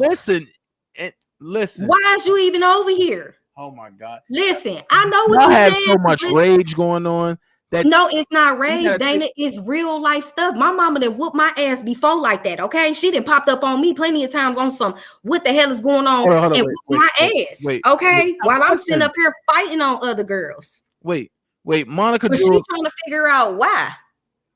Monica Jules said, but they can take people down without killing them. They do it every day. Monica, it wasn't enough space for that. He was too far away. So he had to make a split decision. The taser's too far. The pepper spray, all the wind is coming this way, and you can hear it. So my next course of action, I'm going to be honest with you. I wouldn't have shot in her chest, but you would have smelled booty meat out there because I would have shot her straight in her ass. I'm telling you. I would have shot her 4 times in the ass, 2 on each side. Bye-bye. Sit your ass down. Is it I can't? Hey. Okay, well, guess what? It's justified. This is what y'all got to understand. No matter if the person on the other side of the knife attack was grown or not, you have to picture this. The space versus the reach. On top of that, how quick can you shoot? Then if you're Superman and you get out that car and you duck in her ass and you rush her ass, then okay, fine. But you got to look at this. You're a white cop. You have 7 colored people around you. You see one colored folk get a thrash, then a guy kick her like he on Mortal Kombat and shit. Then you see this big ass girl. I mean, this big ass girl pick up a steak knife and bring that shit back like that. That's about to do damage. You can't allow nobody to get touched or stabbed or killed on your watch. So as an officer, your next course of action is to do what? Shoot. But I'm just saying, why you got to shoot to kill though? He ain't have to shoot the kid. If he, that's what we are taught. But that's what I'm saying. So now they need to take that and they need to go back and fix that. Because you can't fix that. I'm just gonna put it to you like this. At the end of the day, I feel how I feel, and I strongly feel like I'm gonna tell you why I feel like this. And I'm just gonna say this. I'm just gonna say this. I feel like if he could sit there and 1, 2, 3, 4, he could have easily pointed down 1 right in the leg. But but you clearly see your finger ain't have to go that many times. It ain't have to go that many times. So now it's to the point where it sounds like we debating on which black life really mattered. But you clearly see. But when it comes to the taser, to answer the taser question, no, he could not have tased her, because if he would have tased her, the jolt from her body would have still stabbed that girl. It would have actually happened quicker than anything with a taser. The taser, her body would have shook, and the way her arm motion was, a taser was not going to work. It would have made her actually stab the girl quicker. Right. And in a fucked up ass area too. So by her getting tased, because you have to remember, okay, I never been shot before, but I have been shot at plenty of times. That shit ain't fun. I don't condone that. It is not fun, okay, to get shot at. It is not. So don't think, you know what I'm saying, birds is going to be chirping and all. No, it ain't none of that. It ain't none of that at all, okay? I done got grazed. That ain't fun, okay? Now, when it comes to the body motion of getting tased. Okay, you get tased, pow, you just, you know what I'm saying? So Not your true. whole body's jolting. Not It true. depends. Yes, it Not depends. true. It depends because I done seen a lot of people. Their body start shaking, they peak and they fall. Listen. I'm gonna give you Taser 101. Everybody don't shake. I know that, but I'm just giving them the gist of what could have happened if they got tased. Some people get hit and they fall right away. Some people get hit and they piss and shit on themselves. Some people get hit and start laughing. Mm-hmm. Some people get hit and they be like, okay, and then take that shit off and keep moving. Yeah. I'm one of the ones. The first time I got tased, I pooped on myself. And the second time I got tased, I started laughing. But I'll tell you this, I'd rather get shot than to get OC sprayed. No, I got grazed. I'd rather get tased than motherfucking grazed or shot. That shit ain't fun. I got grazed. That shit ain't fun. Right across the top of my ass. That shit ain't fun. Shit. I don't want to get shot. I got grazed. Listen, OC spray is worse than being shot and tased put together. And because OC spray hurt. You ever been hit with a bean bag? Man. As a warning shot? I've been shot in real life. Listen, I'm just saying. Have you ever got shot? I got shot right here. Then I got shot in my leg. I mean, that shit ain't no joke. I'm laughing, but I'm listening. I'm serious. That shit ain't. I'm telling you, I'm trying. I'm laughing and crying at the same time because that joke ain't no joke. This motherfucking girl crazy.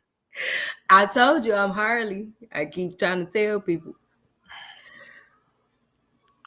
But go ahead, let me stop laughing. That shit was funny. But so Miss Lady T, what do you got to say? Because you're just quiet. That's what I'm talking about. What up, Bill? I'm gonna go with both. I can't hear you. I can't hear you. Hey, Bill. Let me get deep somewhere. Hold on. I'm gonna tell you this. As a black man, you're not justified that behavior. I'm gonna tell you that. We can't hear you, Bill. Oh, hey, Bill. Oh, we can't hear you, bro. All right, Miss Shirley. Have a blessed night. Oh. Miss Lady T.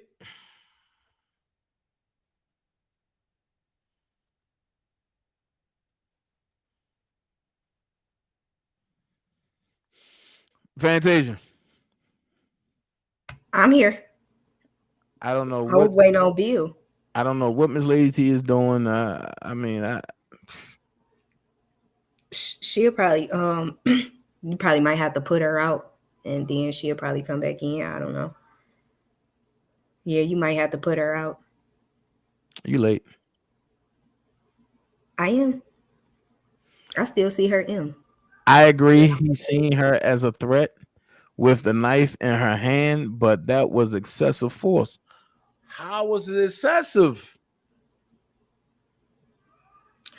Because he shot her so many times, Dana. That's what we What the hell? Yo. Can you hear me now, Dana? Yeah. I'm gonna tell you this. I think the white man did the right thing, but in the end of the day, it's kind of fucked up though. Like, dang, I just missed everything. The girl had a knife. Bill, Yeah. I'm sorry. My it kicked me out. It kicked me out and put me back in. I ain't hear nothing you said. Dana, can you hear me? Yeah, we can hear you. Y'all like 5 years late. Let Bill talk. Go ahead, Bill. Damn. But what I'm gonna tell you is, let's all put in a different scenario. If there was the black cop, what would the black cop done? But the white cop, he was scared a bit. Everybody understands that. He was scared, you know what I'm saying? He was scared, didn't know what to do. Right. So first thing he gonna look at the knife. Okay. I'm gonna get at the knife, then look at somebody kicking somebody. But if me, I'll be like, okay, I can't tase that black man for kicking that woman. Because the taser gonna go that far. Is that right, Daniel? Is that right? Right. So you gonna have to shoot the girl because she had a knife, and that was a major threat. That makes sense. But at the end of the day, if I was a white man, I would try to shoot the girl in the leg or in the shoulder in case she can drop the knife. But in the day, the knife would probably went through the young lady's body and it probably hit the car and some other shit would been some major shit going on. You know what I'm saying? You know right about that. I know that for a fact. So I'm not gonna get outraged as some other black folks is. Oh, where's the justice? Where's justice? You can't have no justice for that. At the end of the day, the young girl had a knife. So what everybody want to do? Want to see a death? Then you know what I'm saying? Either way, it wouldn't be a good decision either of them. You know what I'm saying? Regardless of what the man was doing. Wait, let him finish. Go ahead, Bill. No, I was about to ask him if he could repeat that last part because it cut out.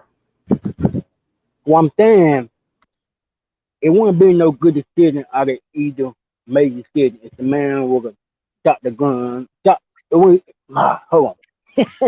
What I'm trying to say is, it wouldn't be no good decision out of either situation. You know what I'm saying? It probably been better if the father would use common sense, throw the cop, grab the knife out of Micaiah's hand. It been a better decision. You know what I'm saying? Now, but see, but Bill, that's the part that I was making. The distance wouldn't have allowed him to do that. By the time he would have went to go lunge for that, she probably would have stabbed that girl 2 times by that time.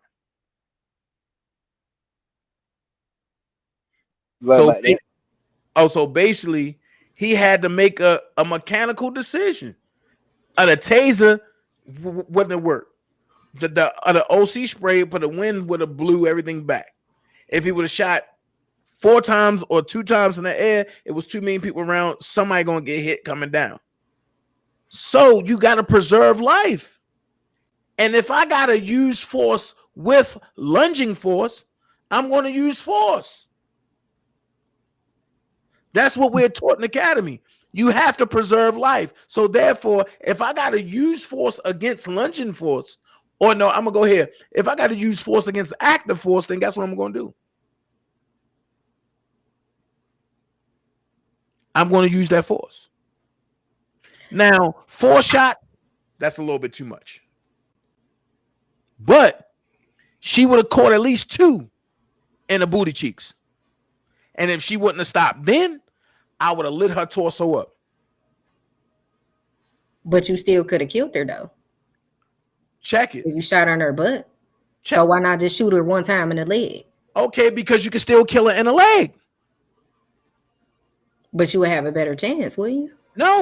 No, and you get more, and you got a better chance shooting somebody in the booty meat versus for the leg, because you don't know how her arteries are running through her leg, and you don't know how that main vein is positioned in her leg. That's true. So my thing is, what if you hit that leg, and where you hit it is going to go in one and come out and then go in the other, and it might hit that artery in the other leg. But matter of fact, it might come clean in the first leg, but the second leg is a liability. So you got to shoot where it's going to stop everything. And where's that? The torso. Now, if he would have shot her in the face, I think he would have been locked up by now. But he shot her 1 time in the rib cage and 3 times in the chest. First of all, when you hit her in the rib cage and she spent around like that, stop. That's what I was saying. 1 time. No, she wasn't shot in the face. And she was shot once in the rib cage and 3 times in the chest. So when he shot in the ribs and she spun around, you can see in the video clip, he was shaking. So I want to bet my bottom dollar that was his first active shooting situation. Because he was still shaking.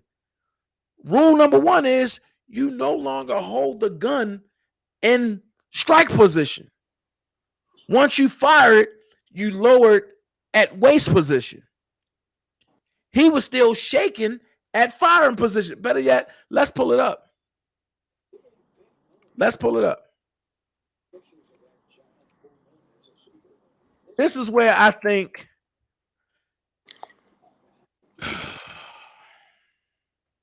I know it's tough. It's tough to watch that the video. It's very tough to watch it. Why?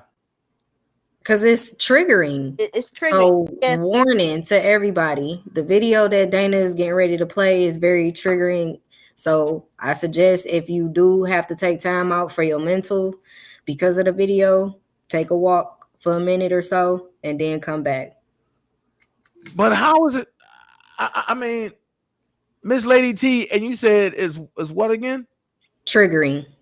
No, and hard to watch. No, I said Miss Lady T, not Fantasia. Well, excuse the fuck out of me. You're not going to continue speaking for her. No, she needs to speak for herself. So Miss Lady T, what you say it was again? I said it's not. I mean, I'm not afraid to watch the video. I mean, it's tough to watch it. That's what I was saying. How is it tough to watch it? A 16-year-old child, you know. A 16-year-old child. A 16-year-old child. Is that the story that you're running with? I mean, she's not grown. But she was out there handling grown-ass women.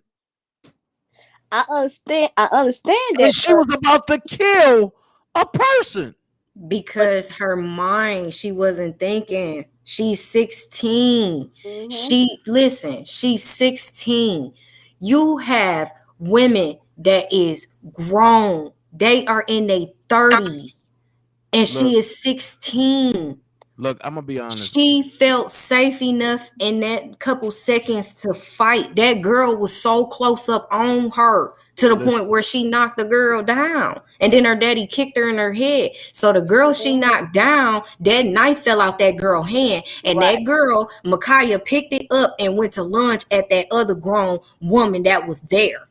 Listen. Trying to pretend like she wasn't doing nothing. But when the police officer first walked up and asked what was going on, she said out her mouth, "This my mama house. Fuck you talking about." That's what she said. Listen, I don't want to sound insensitive and rude, but I'm going to be honest with you. In this situation, I stand with the blue. And I'm a father, but I stand with the blue. Because let's look at it. If he wouldn't have did nothing, you would have had a casualty out there. We not saying that he shouldn't have did nothing. What we saying is he did not have to let off so many times. You just said that if he shot her that one time in her rib and she turned, he should have stopped. Faces and beyond. I don't mean to be harsh. And I don't agree with grown-ass women coming at a fucking 16-year-old teenager. Let's stop saying child, because everybody's somebody's child. But she's a teenager. She knew what the fuck she was doing. At the end of the day, do it, make it right. No. Everybody was wrong all the way around. Israel, if you would have waited, you would have had to call the police, and you probably would have had about 4 ambulances coming, because she was stabbing every motherfucking body. Faces and beyond, and you said, and she not paying bills. Well, you know what? In that fucking household, you never know. Because she was getting a check from TikTok. So you never know.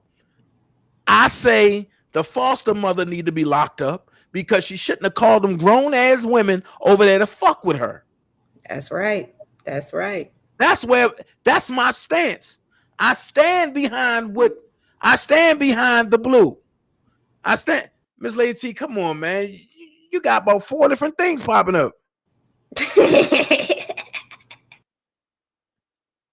I stand behind the blue, but at the end of the day, let's keep it a buck.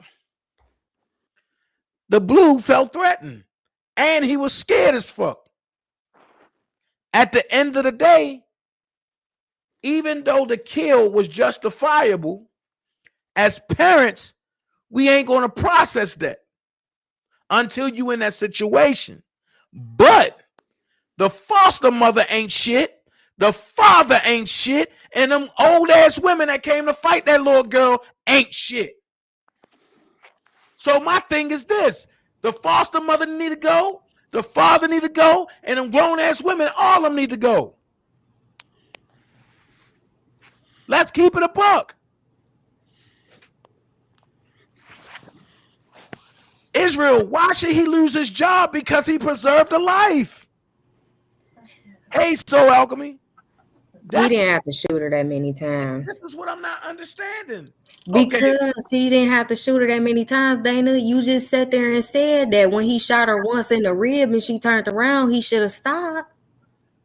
Let's watch the clip. Let's watch the clip. No. Somebody said no.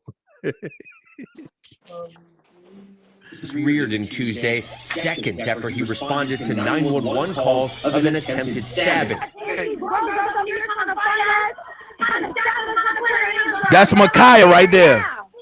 That's Micaiah right there. Hold on, let's go back to it.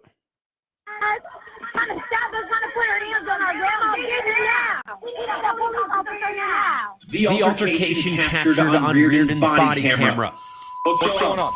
Hey! Ooh, that was a big ass shove. But wait, here's my question.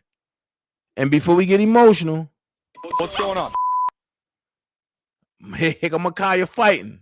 Hey! The girl drops a knife in her phone. Hey! Get down! Get down! Get down! Get down! That's, and I'm gonna show you. I'm gonna walk you through it. This is when she picked up the knife. Get down! That's when she picked up the knife, and she going after the girl. Time out. Let's use this analysis right here. Everybody see it. If he would have lunged after her, she would have stabbed her at least 2 times. The distance is too great for a taser. And as you can hear, the wind is coming back and towards him. Now, this old ass lady, she gets punted in the back of her head and her whole body movement moves forward. If he would have focused on that, Micaiah would have killed the girl in the pink. However, he dismissed that. And look what happens next. Get down! Get down! You see where the steak knife is at. You see the lady in the pink balled up. The fathers are over here to the right. He already done punted that girl for that lady. Now watch this. For all of y'all that's saying that he could have grabbed the knife, he's actually 10 meters away from her. That's not enough time before she stabbed that lady. At least 2 times. And as deep as that knife gonna go, as much rage as she got, she gonna tear up some shit when she's stabbing her. The next best course of action? Taser. Taser's not gonna reach. 2 reasons. It's too far. Secondly, the wind is blowing. So it's gonna knock the taser out elsewhere. Third course of action, OC spray. You're gonna OC spray her and it's gonna come back in your face. What is the next course of action? Because you can't hit her with a baton. Because if you hit her with a baton, and you're taking the risk of hitting everybody else. So the next course of action is lethal force. Because she's given lethal force. So let's watch. The officer firing 4 shots at Bryant, seen in the black t-shirt and jeans, as she appears to lunge at the girl in pink with the knife. She had a knife. She just went at her. She's a idiot, man. Another officer on the scene, then performing CPR. Okay, man. Come on. Bryant later pronounced dead at the hospital. It's a tragedy, regardless of the. Now, what y'all seeing that point of view, because I'm going to get another point of view for y'all. What is your synopsis, Fantasia? Like you said, I agree with you. He should have just shot 1 time. When he realized that he shot 1 time and she spent the round, he should have stopped. He should have stopped. Because by then, old girl in the pink ran off. From that first shot, she ran off. Because she was hit that first shot. No, after that 4th shot, she left.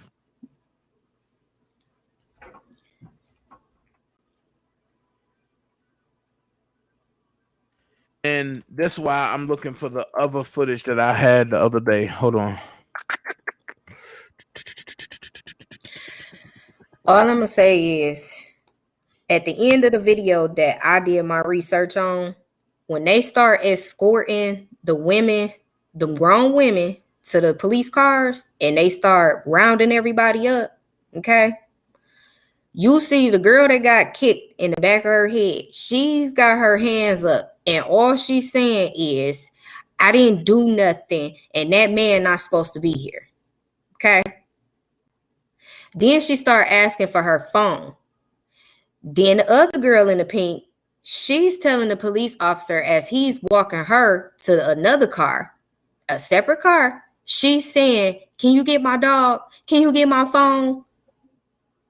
You just seen somebody just get killed in front of you, and all you can say is, can you get my dog and can you get my phone?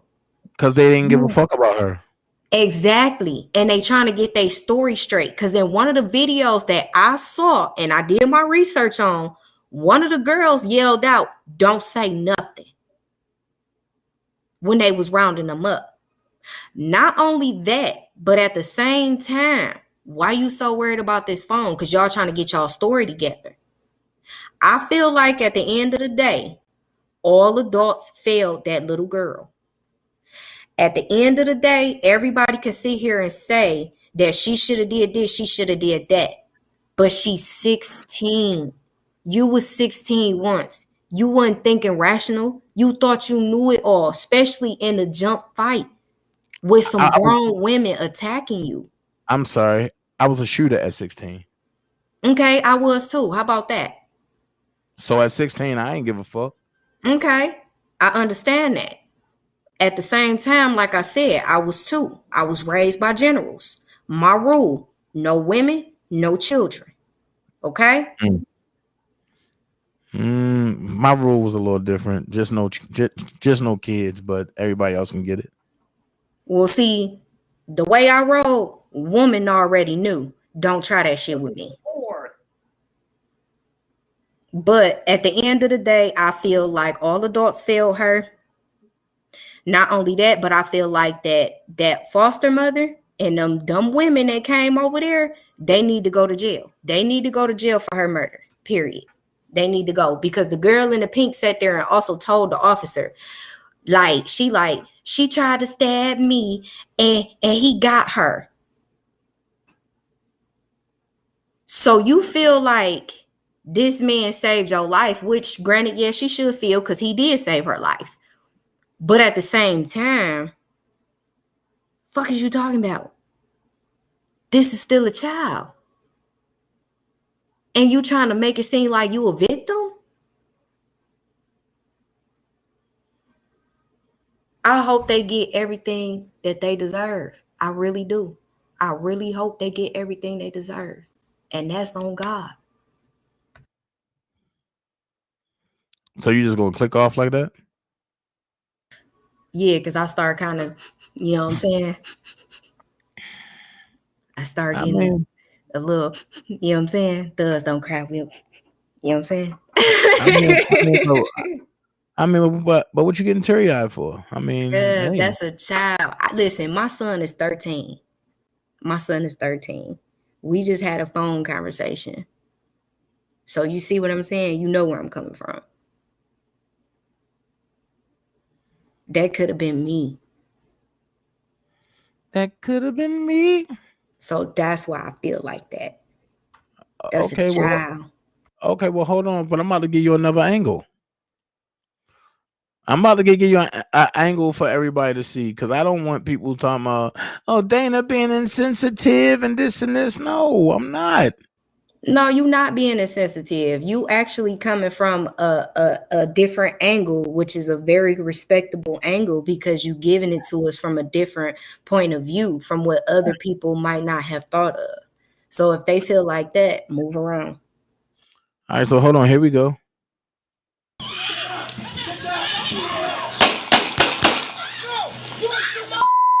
Hold on.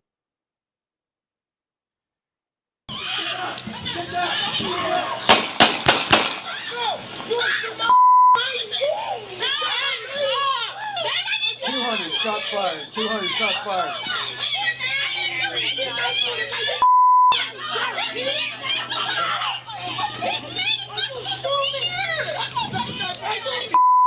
She shot. She had a knife. She just went at it. Can you pause it? Hold on. Go ahead. Now, if you go back a little bit, when y'all hear the yelling, listen for that girl when she say, that man not supposed to be here. That's all she kept saying with her hands up. That man ain't, bitch, you wasn't supposed to be there. What you talking about? Hold on. Fat Taser, you cussing too much. I'm sorry. See? Hold on. Yeah. Here we go. Here we go. Watch it again.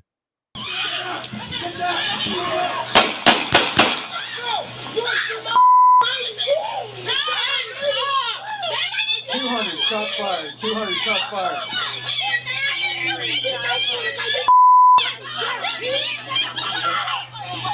She fighting for her life.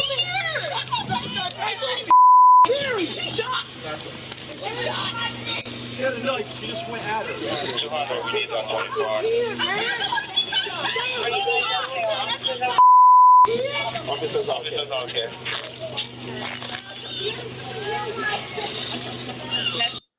One problem I have, he's taking his time putting these gloves on.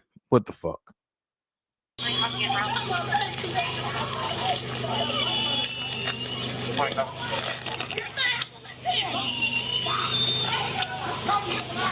Where you hit, man? 901, code 1, put me on the 3 and route. You want to? Yeah, it's right here. Yeah, don't move that. What do you need me to do? We need to try to. You want to try to pull her so we can. We need more cars for witnesses. Yeah, I got a country rolling. I need more cars. What do you need? All right, give me a Pull her out this way. Pull her out this way. Hold on. 200. Is this deal involved? 200 acre. Oh shit! Where's she hit? Where's she hit? Oh shit! She charged her, but she came at her with a knife. You didn't have to shoot her with. He shot her 4 times in the back. That's what I was telling you, Dana. I stand corrected. I thought he hit her once in the side and twice in the. That's what I was telling you, Dana. She shot her once. He shot her 4 times in the back. That's what I was telling you, Dana. I said I did my research. You feel pulse and you start compression. You gonna shoot her for nothing? Get some out control, please. Come on, stay with it. Don't argue with her. She bleeding out, bro. Watch her backs. Watch her backs. Come on.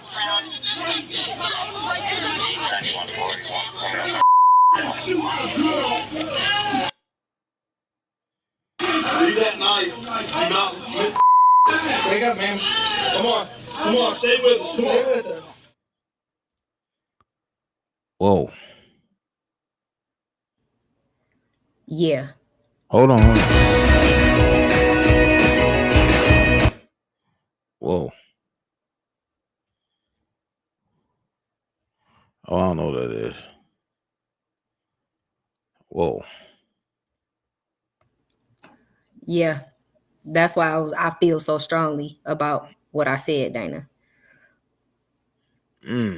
When he popped her one time and that knife fell, he should have stopped.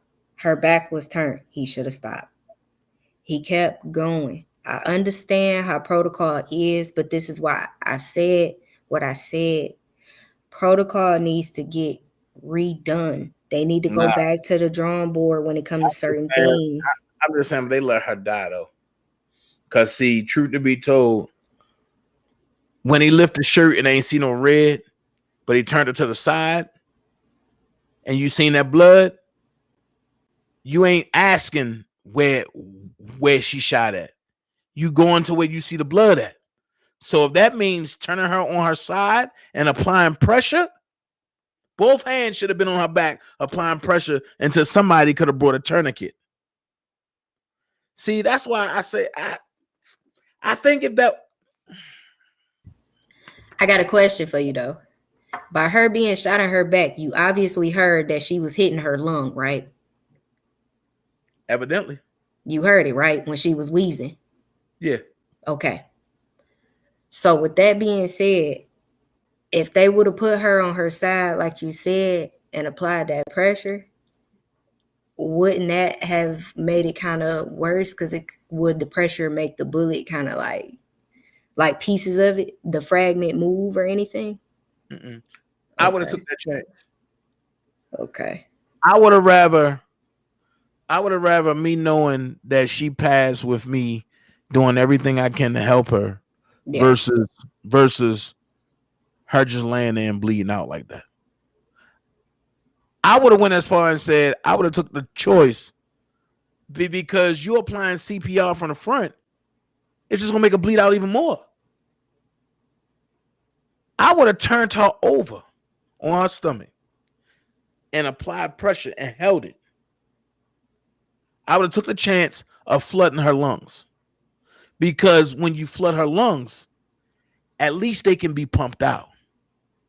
Yeah, because they'll put a pinhole by her side and stick it through her lung to push that air through. Right. Yeah. Oh, come on, Israel. Cops are not evil, man. Stop that, man. This is why I'm glad that I'm not in the medical field no more.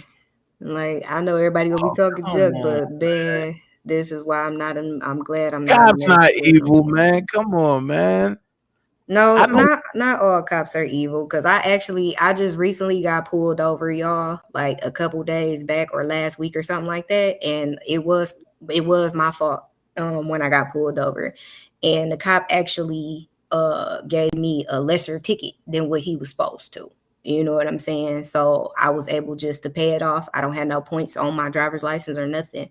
But what I did actually originally, the right charge that I was supposed to got would have caused me to get points on my license. So all cops are not bad cops. I have got a lot of warnings and let off with just verbal warnings lots of times with police officers. So because you just break the law frequently. I ain't gonna lie, I do. I am a little badass. I'm a little rebel. I ain't gonna lie, but I tell the truth. I don't lie to them when they stop me and they be like, "Ma'am, do you know why?" I be like, "Yes, I know. I did it. I know what I did wrong." And they just look at me and be like, "Oh, okay. Well, shit, she admitted. Yeah, I'm not gonna lie. I'm not gonna agitate you. I'm not gonna do no type of fucked up movement that's gonna make you scared. I'm not finna do none of that. I'm gonna keep my hands on the steering wheel. I'm gonna talk to you how you talk to me. I'm not gonna get rational. I don't get nervous. I don't get scared. I know what I did wrong. So what you gonna get scared for? You know?" So I tell them I did it, and I do every time. Because if you lie, you gonna make them mad. I can't see you, Fantasia. Come on. Hi. If you're gonna blog, if you're gonna be on this camera, come on, man. All is not being on camera for them scary folks, man. If you're gonna blog for real. You right. Bonnie the Price says she really didn't have a chance because where she was shot at. Yeah, that first one went through her lung. You heard it. That first one, that's the one that just, you know what I'm saying? That boom, you know what I'm saying? It's like a forceful push, but not just a forceful push. It's more of a hot, just you know what I'm saying? Like a hot shot through your body that's gonna make you pow. You know what I'm saying? You're gonna and drop. So, okay, so I understand why Israel don't like cops. Okay. That would have made me, yeah, I get that. But Israel, with all due respect, I understand how you feel, but I just want you to know that there are good cops out here. All cops are not bad. I understand your experience.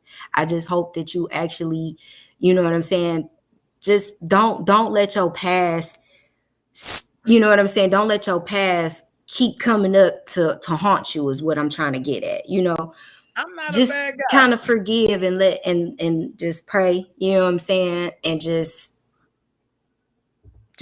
pray and just try to, you know what I'm saying, let it just go away. I know it's hard and stuff. I'm not but that much of a bad boy. All cops are not bad cops. Now, you do have a lot of asshole cops. I will say that. You do have a lot that are assholes. That is true. But what is the asshole cop? You know what I'm talking about. One of them good cop, bad cop, because sarcastic asshole cops. No, because the asshole, if an asshole is a donkey, right? So you have a donkey's hole as a cop? What is a dude? That part I don't know. Okay, a dude is an infected hair on an elephant's ass. You're lying. I bullshit you not.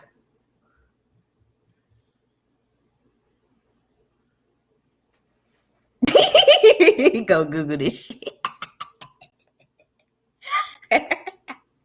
I made you move your fingers.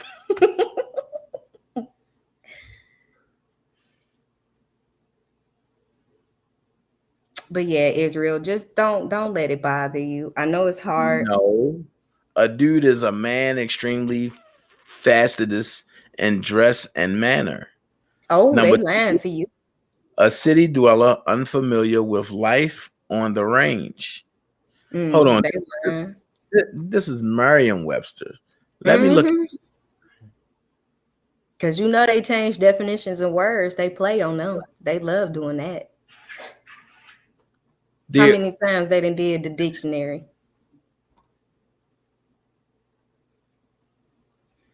Yeah, it don't say nothing like that. It just says Urban Dictionary is originally dude meant a stuck-up person who dressed overly well. It's first emerged in the year 1883 in England. Number 2, an infected hair on an elephant's behind.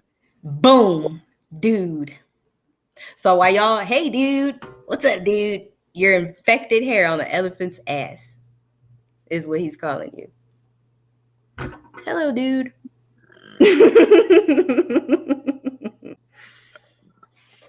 But that's that white shit. Yeah. Miss Bougie, hold on. Let's look at some of these things. Goodness, Dana. Yeah, that.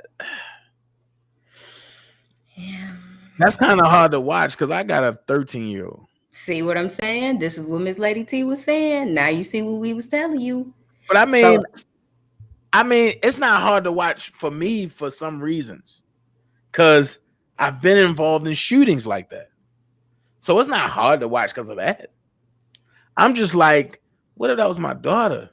Yeah. And he's sitting up there talking. No, nigga, you should have knocked that motherfucking cop head off, nigga. But then, like you said, if he would have did that, the cop would have shot him because he's lunging at him with force. Look, here's the problem now. So now you give that cop right to turn and shoot your ass because you coming at him with force. And here's the problem with our culture. Miss Bougie just said he wouldn't did that if she was white. Why everything got to be a black and white thing? Yeah, Miss Bougie, I love you, but this one is not. Because I'm going to be honest with you. If she was white, I think he would have lit her ass up even more. And because she know better. That's just my opinion. That's my opinion. If a white girl was lunging at a black girl, I think he would have lit her ass up more.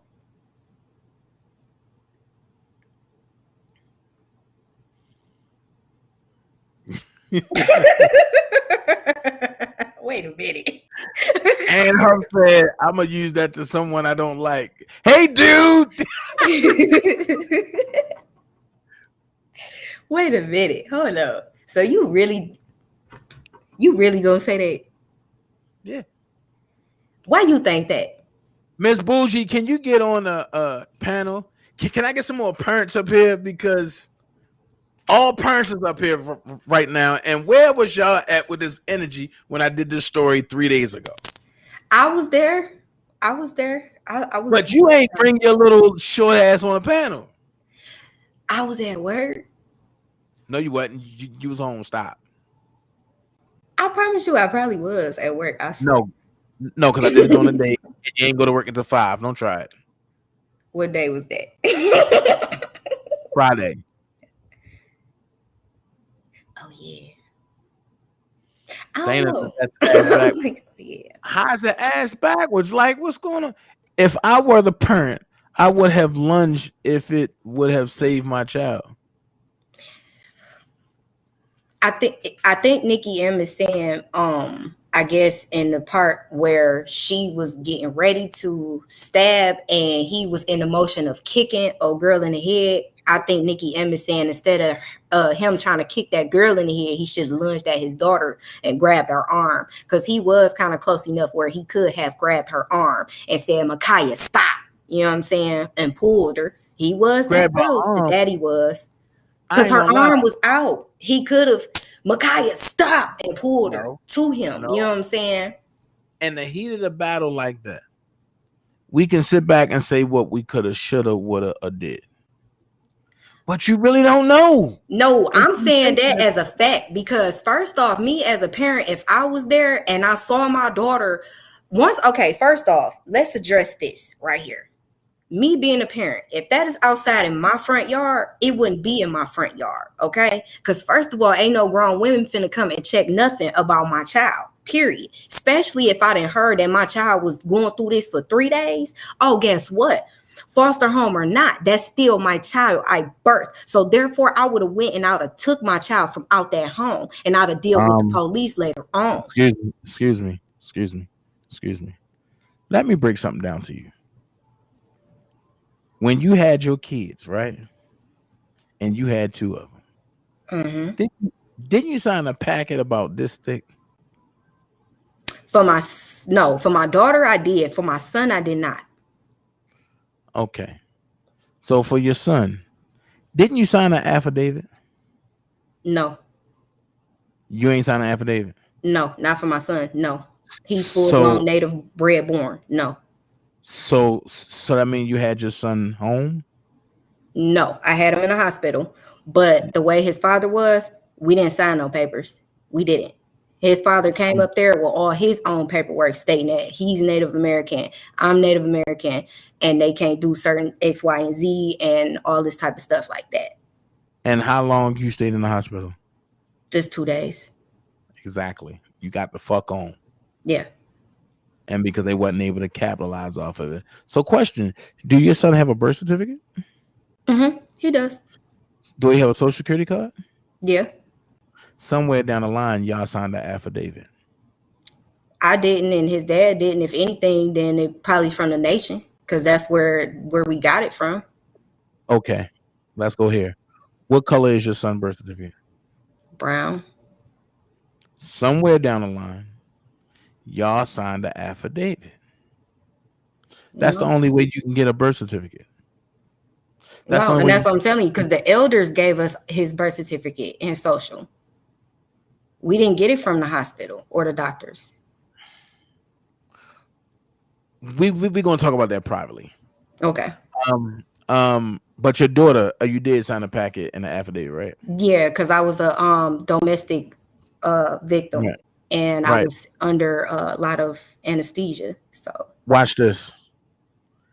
If I wanted to be a spiteful ass motherfucker and call the feds or call the cops in your city and make a complaint and say, you are doing X, Y, and Z, and they come and take your kid, right?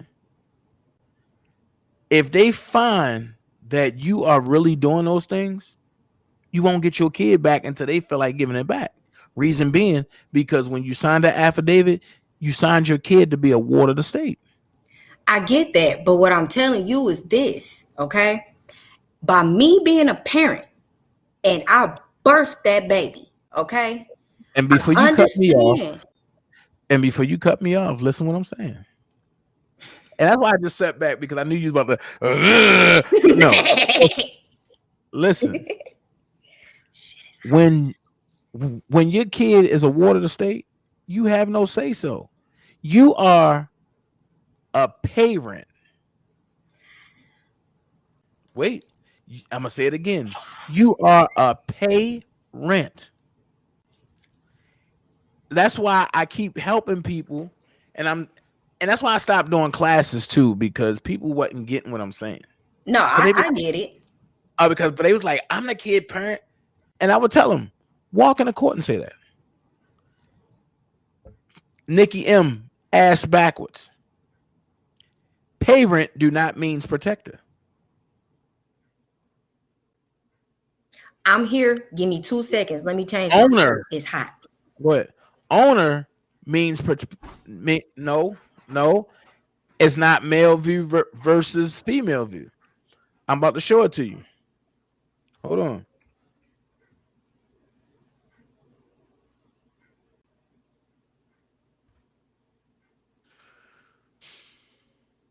Hold on.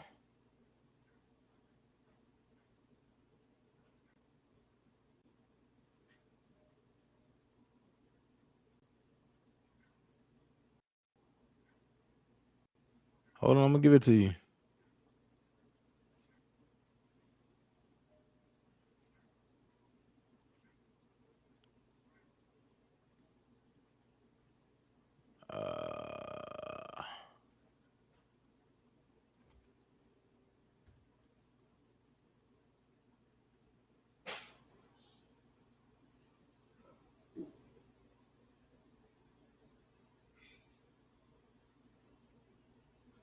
Hold on.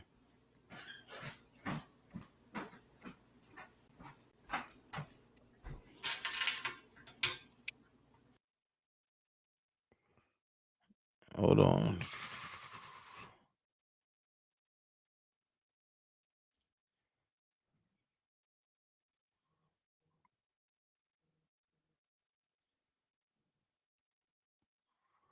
Hold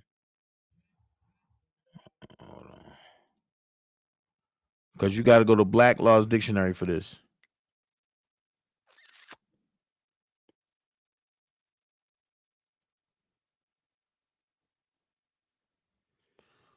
Oh.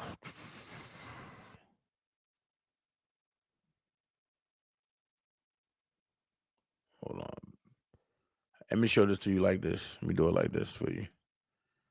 Because they won't let me break it down. Show it to you. You see right here, Nikki? A parent is a corporation. Definition of parent corporation: a company that owns other companies where the other companies are a subsidiary of the parent company. Your kid or your child that's what they will use in court when they say, are you the parent? Now, if that's your property, if that's your offspring, yes. But kid, no. And I'll break that down too. I'll definitely break that down. I'm going to do a class and break that down. But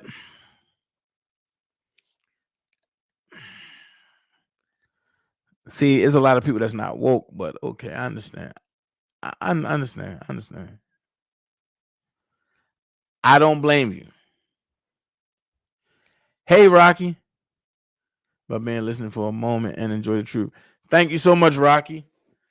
We enjoy you, man. Like, share, and subscribe, and come back around, man. We're going to continue having talks like this. Because these are the conversations that nobody's having at home. Nikki said, at the end of the day, I will do whatever to protect minds. Okay, that's understandable. And I believe that, Nikki, you had your offspring and they are your property. So I believe you should protect your offspring and your property. I do believe that. I never understood why you give birth to your child and still have to go to court to get legal custody over your own child. Now you know why, Ann, because they consider the father the obligor and the mother is the obligee. When I last recalled, I'm not a father, nor am I an obligor.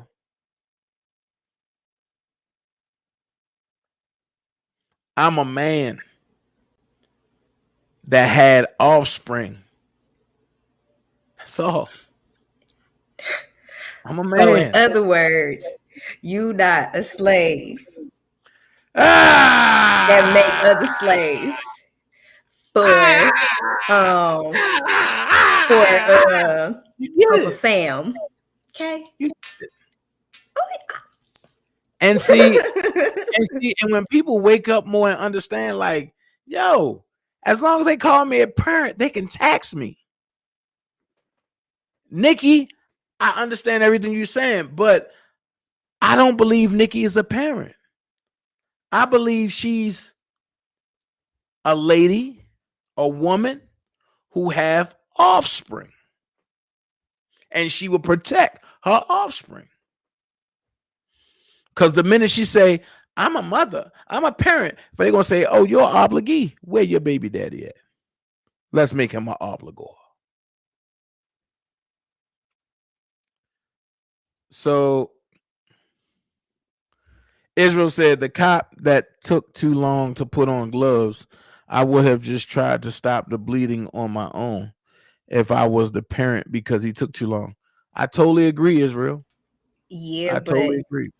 By that being now a crime scene or whatever type of scene, homicide scene, whatever, however. You can't tell me. You can't tell me my offspring. I can't nurture my offspring after. Okay, so but at the same time, why are you trying to nurture her now? You weren't trying to nurture her to get that knife up out her hand when you was that close. You was too concerned about kicking that grown ass woman in her fucking head. So I'm just saying. That's true. He was close enough. I'm gonna have to throw this whole live away. Fantasia done destroyed my whole life. Sorry. I am sorry, but this is very, very touching, man. I'm just saying. Right. So I'm gonna have to throw my whole live away. Fantasia, no, you don't. No, you don't. Just post it on my channel. You can post. You can leave it up. Just throw it to me. Throw it to my channel. Yeah, just throw it. You know what I'm saying? Right. I catch it. but yeah, it's a good conversational piece. Yeah. And Huff, you said, did you see my comment, Dana? You said exactly, Nikki M. And I never understood why you give birth to your child and still have to go to court to get legal custody of your own child. Yeah, because when you give birth, you are a parent. Because you pay rent. Right. You are paying rent to that child. You a slave. If you sign that affidavit, that's what it is. It's best to do what Fantasia said that her and her baby daddy did. And how we did that was basically we retraced our roots / heritage, and we found out pretty much what tribe he's from, what tribe I'm from. We went to those elders in their tribe, and once we got there, we talked to them, spoke with them and everything, and they allowed us to come into, the tribe or whatever. And basically, time out. Nikki, you had 3 pulled out of what? What the? Wait a minute. Whoa, what's going on here? Wait, put her comment back up. What happened? She said, I had 3 pulled out before my husband made it inside. Laugh my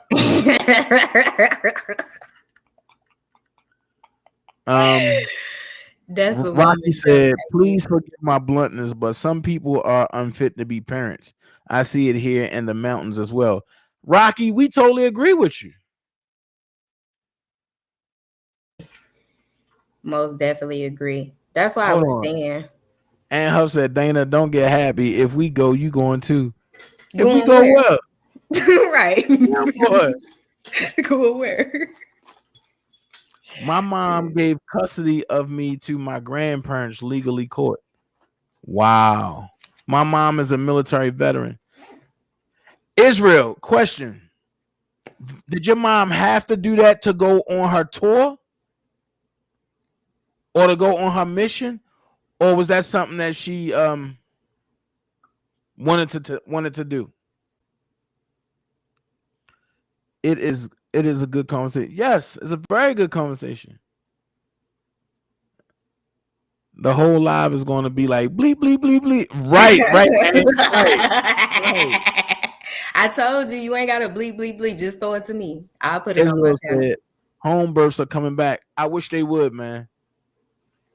I wish they would. Rocky said, Israel, as a veteran, I salute your mom. That's bigger. Rocky, man, I want you to come over here more often, man. Yeah. Definitely. I would love for you to subscribe to my channel. See, I love reaching people that's in the mountains and stuff, man, because they bring a whole nother side of where they from. Yeah. Sabrina said, I never knew that. I like this. Yeah, definitely. Class level a lot. Nikki, I'm not gonna keep doing class and nobody show up. Hey, speak for yourself, because I show up. And I say stuff. I'm not gonna keep doing this class. And I'm telling y'all now, this Saturday, you don't want to miss it. I'm trying to make it Friday, but Ro coming back. I'm telling you that now. What time you going live Saturday? I'm thinking about Saturday about 8 o'clock in the morning. Mm-hmm. Okay. Yeah, she had to do it. Or Israel, she could have took you with her. Thank you so much, Rocky. I appreciate you, brother. I don't know about that one, but do y'all agree with me? Hold up. No, pulled the boys out of class. Nikki, I don't. You got it, Nikki. I don't know what you're talking about. It's a woman joke. I get you, Nikki. It's a woman joke. Can somebody tell me what it is? You don't want to know. I do. Nikki, you could tell him. Just tell me privately, Fantasia. Good God, man.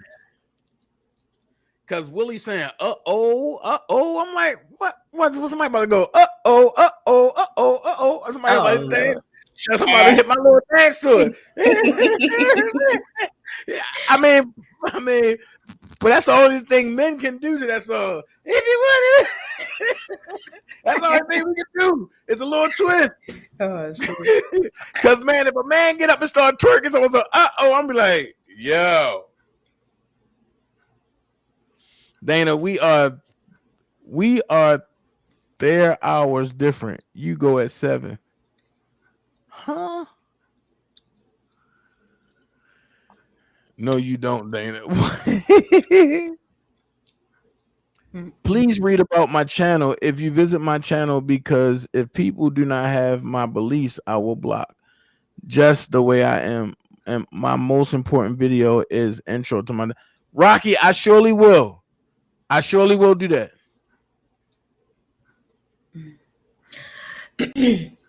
No, I went into the school and pulled the boys. No, I went into the school and pulled the boys that jumped my son out of class. You can't do that. Yes, you can. Nikki M. Hey, Brooke. You cannot do that. Hell yeah, Nikki M. No. No, you can't. Because I did it. Fantasia. You cannot touch somebody else's child. Why not? I'm short like a child. Brooke in the building. You cannot touch somebody else's child. Why not? They touch mine. I'm the same size as my son. Listen. It was fair fight. You cannot do that. They was the same size as my son. I'm the same size as my son. It was a fair fight. 2-on-2. Brooke, my son got the tag in one. I got the tag in the other one. It was fair. 2-on-2. Brooke is in the building. Hey, but wait. No, you can't do that. I did. And whooped his mama ass too. I did. That's a bit. What I tell you about your mouth? I'm sorry. I did. You can't and whooped do him that. Mama too. I did. And whooped him mama too. They couldn't do what they tried to do to my son. They tried to jump my son. So if you start a live on Saturday, I am 3 hours different from you. Oh. Ooh. So I gotta do a live that's conducive because I got a football game Saturday. Oh, you live in Ozark Mountains? Ooh. Wow. That's pretty. Wow. Okay. And we definitely look, everybody, when we get off, we're gonna go support Rocky, but he wants you to read his beliefs first. That's some nice area out there. What's going on, Brooke? How you feeling, Brooke? Brooke over there baking. What you mean? Why? What happened? She baking. Baking what? Them boys were so bad, teachers did not stop me. Acting like they didn't see anything. Nikki. I swear to God. If one of my kids come home and tell me that a grown asset woman touched them, it's gonna be a problem because then I'm gonna go back to school and I'm gonna grab that kid and I'm gonna whoop on that kid. No, you ain't. You gonna call me and I'm gonna go up there with the uniform on. How about that? And I'm gonna whoop the mama and that one. Now, how about that? Hey, Brooke, I know you've been throwing up. I told you she baking. Are you going to save the live from the lawyer? Yes, I will. Juanita, I will. Brooke, you pregnant? No, shut. What? I'm answering the question. You said bacon and she throwing up, so I was just answering the question. You know how people be hating. Come on, really? I don't know. I'm just answering the question. Who gonna get mad because I asked the question? It's a yes or no question. Maybe she just got the flu. And she said, "Look, she been doing something. Look what she said. Ain't nothing bacon. I got COVID-19. She know damn well. That's what I'm saying. How you gonna get mad at me because I asked the question? Right. Thank you, Willie. What? And my Levi boys. The game should be sold, not told. Look. And where we don't know nothing. Listen, come on, okay, well, listen. She don't got no COVID. Well, and Willie, you got that. And she knows she got that bun in the oven doing some ring around the rosy. Well, look, Willie, you could do this all day, but I'm gonna tell you this: I'm the person that you got to give a heads up to, not to say shit because I'm gonna say it. See, even if you give her a heads up, she's still gonna say shit. Sugar honey iced tea. One mama called me. I was a foster mom, and people would drop their kids off to get them straight. Oh Jesus! She said she got a Brooke. I let him. But hell no, I got COVID. No. Hey, Ann, I'm telling you what I know. You know what? I ain't gonna say nothing. Watch.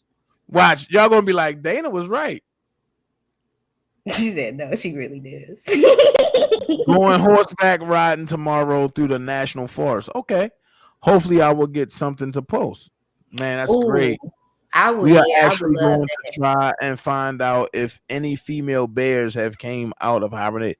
Hell no. Be safe. Be safe. That's all I can tell you. They have, but haven't seen it yet. Man, I don't want to see no bear. That's scary. No, not you. I'm saying why they want to see if the mama bears came from out of hibernation yet. Because that's what they do in the mountains. Because where there's bears, there's berries. It's called natural living. I know, I get that, but I'm just saying, like, it's a bear. Everybody, you gonna have me cuss again. It's the bear. You know they say it takes a village. Yes, you're right. And you're laughing at you, Fantasia. I know Ann laughing at me because she see I'm trying. Rocky said male bears come out in March and females come out in April. Hey, Rocky, what is the delay for?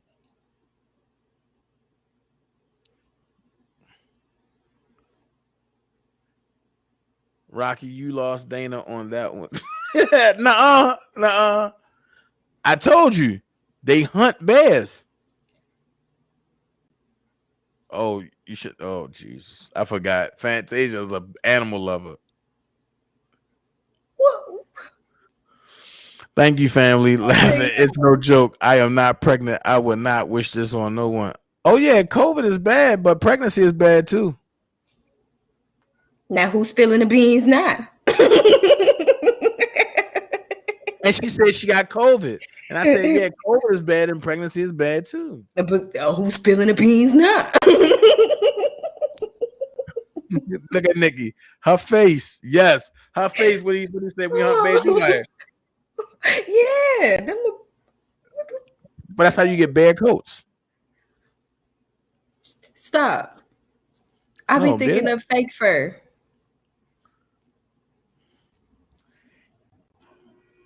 Hey, Rocky, am I correct for that y'all use blurt guns on bears? Way of life in the mountains. Told you. But why the bears? Hold on. She won't like SC Fantasia.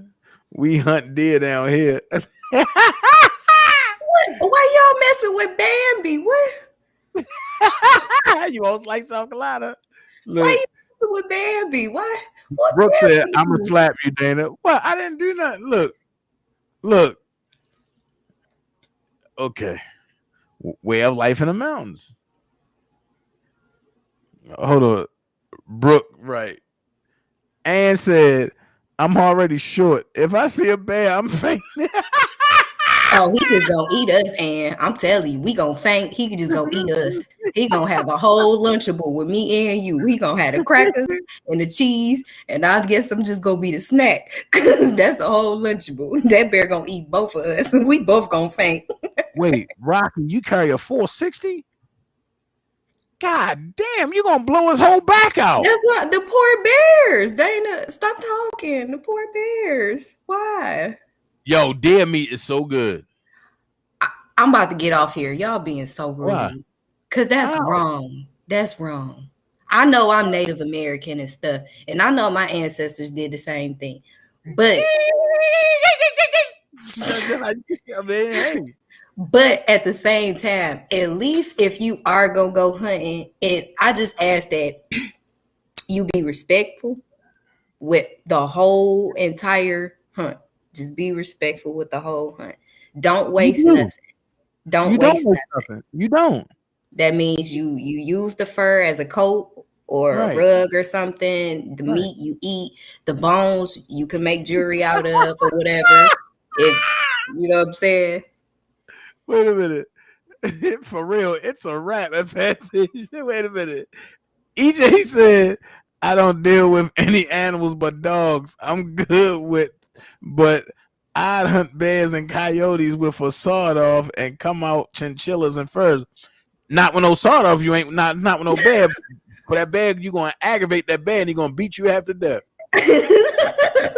I'm telling you, if you shoot a bear with a sawed off, it's like shooting a human with a BB gun. That bear gonna beat you half to death. I would love to see a bear beat a human half to death for trying to hunt them. Just grab them. That's what you get, because you shouldn't be out there. Leave them alone. Brooke said, I will bang the bear in his eye, run, twist. Rocky said, I have a post where I was being stalked by a pack of coyotes. Oh, man. Hey, Rocky, have you came in contact with any wolves out there? I would love to see some wolves up close and personal. I want a wolf cub, though. No, you don't. I do. No, you don't. I do. Do you not see my eyes in my face? No, you don't. I want a wolf cub. No, you don't. A wolf puppy. I do. I'm going to buy one. Watch. Child. I really want a timber wolf. I warned you.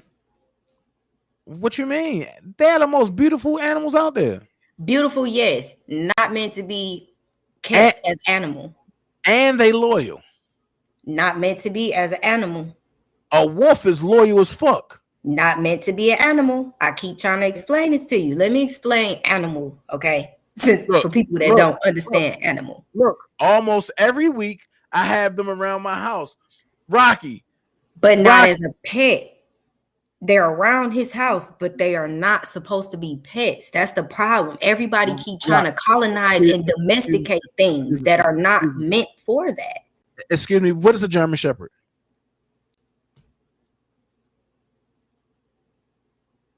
Let me give you the silent treatment, because you know I know what it is, but I know where you're going with it. So go on exactly. and say it.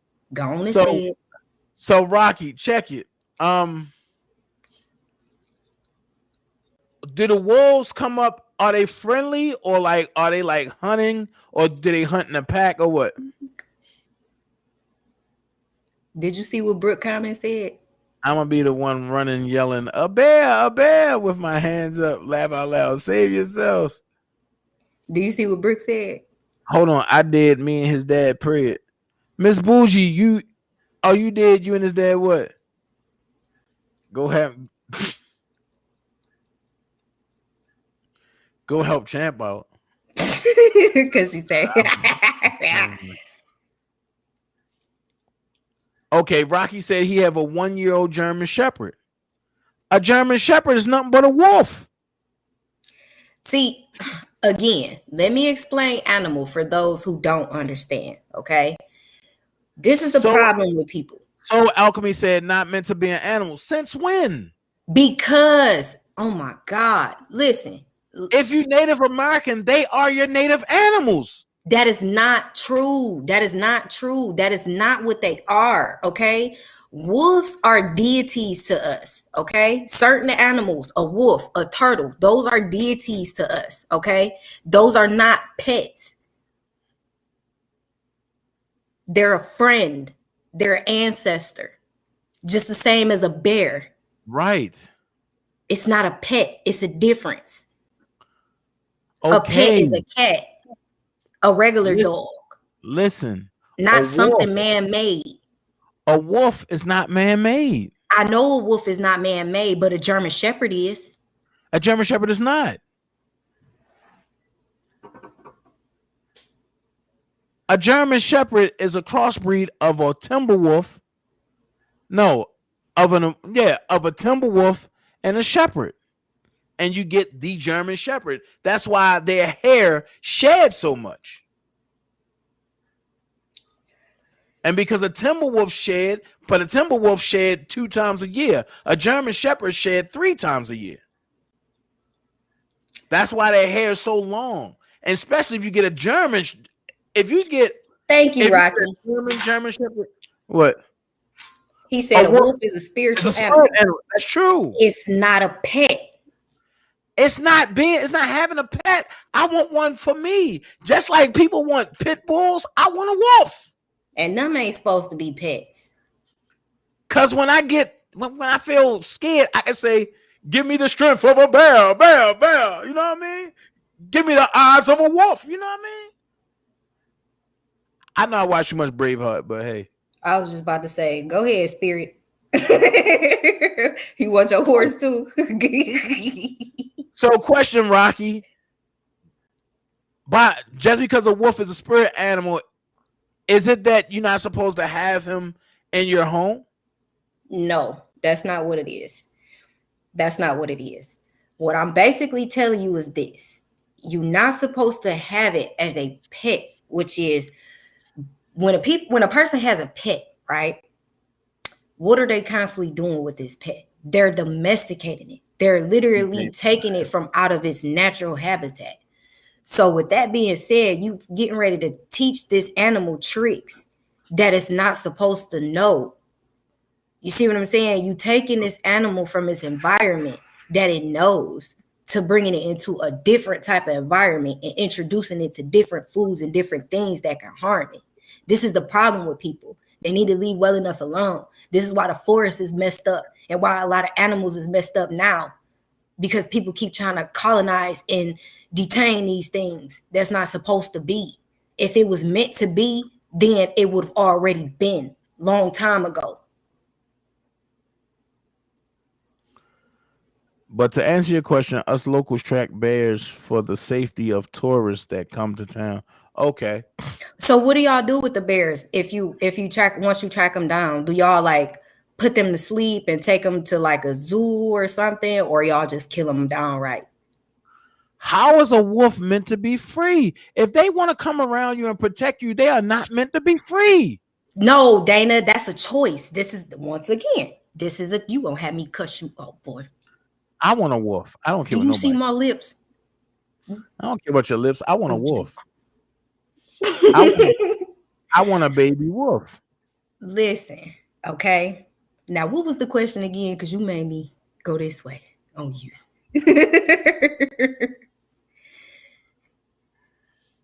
A wolf or any type of. Hold on.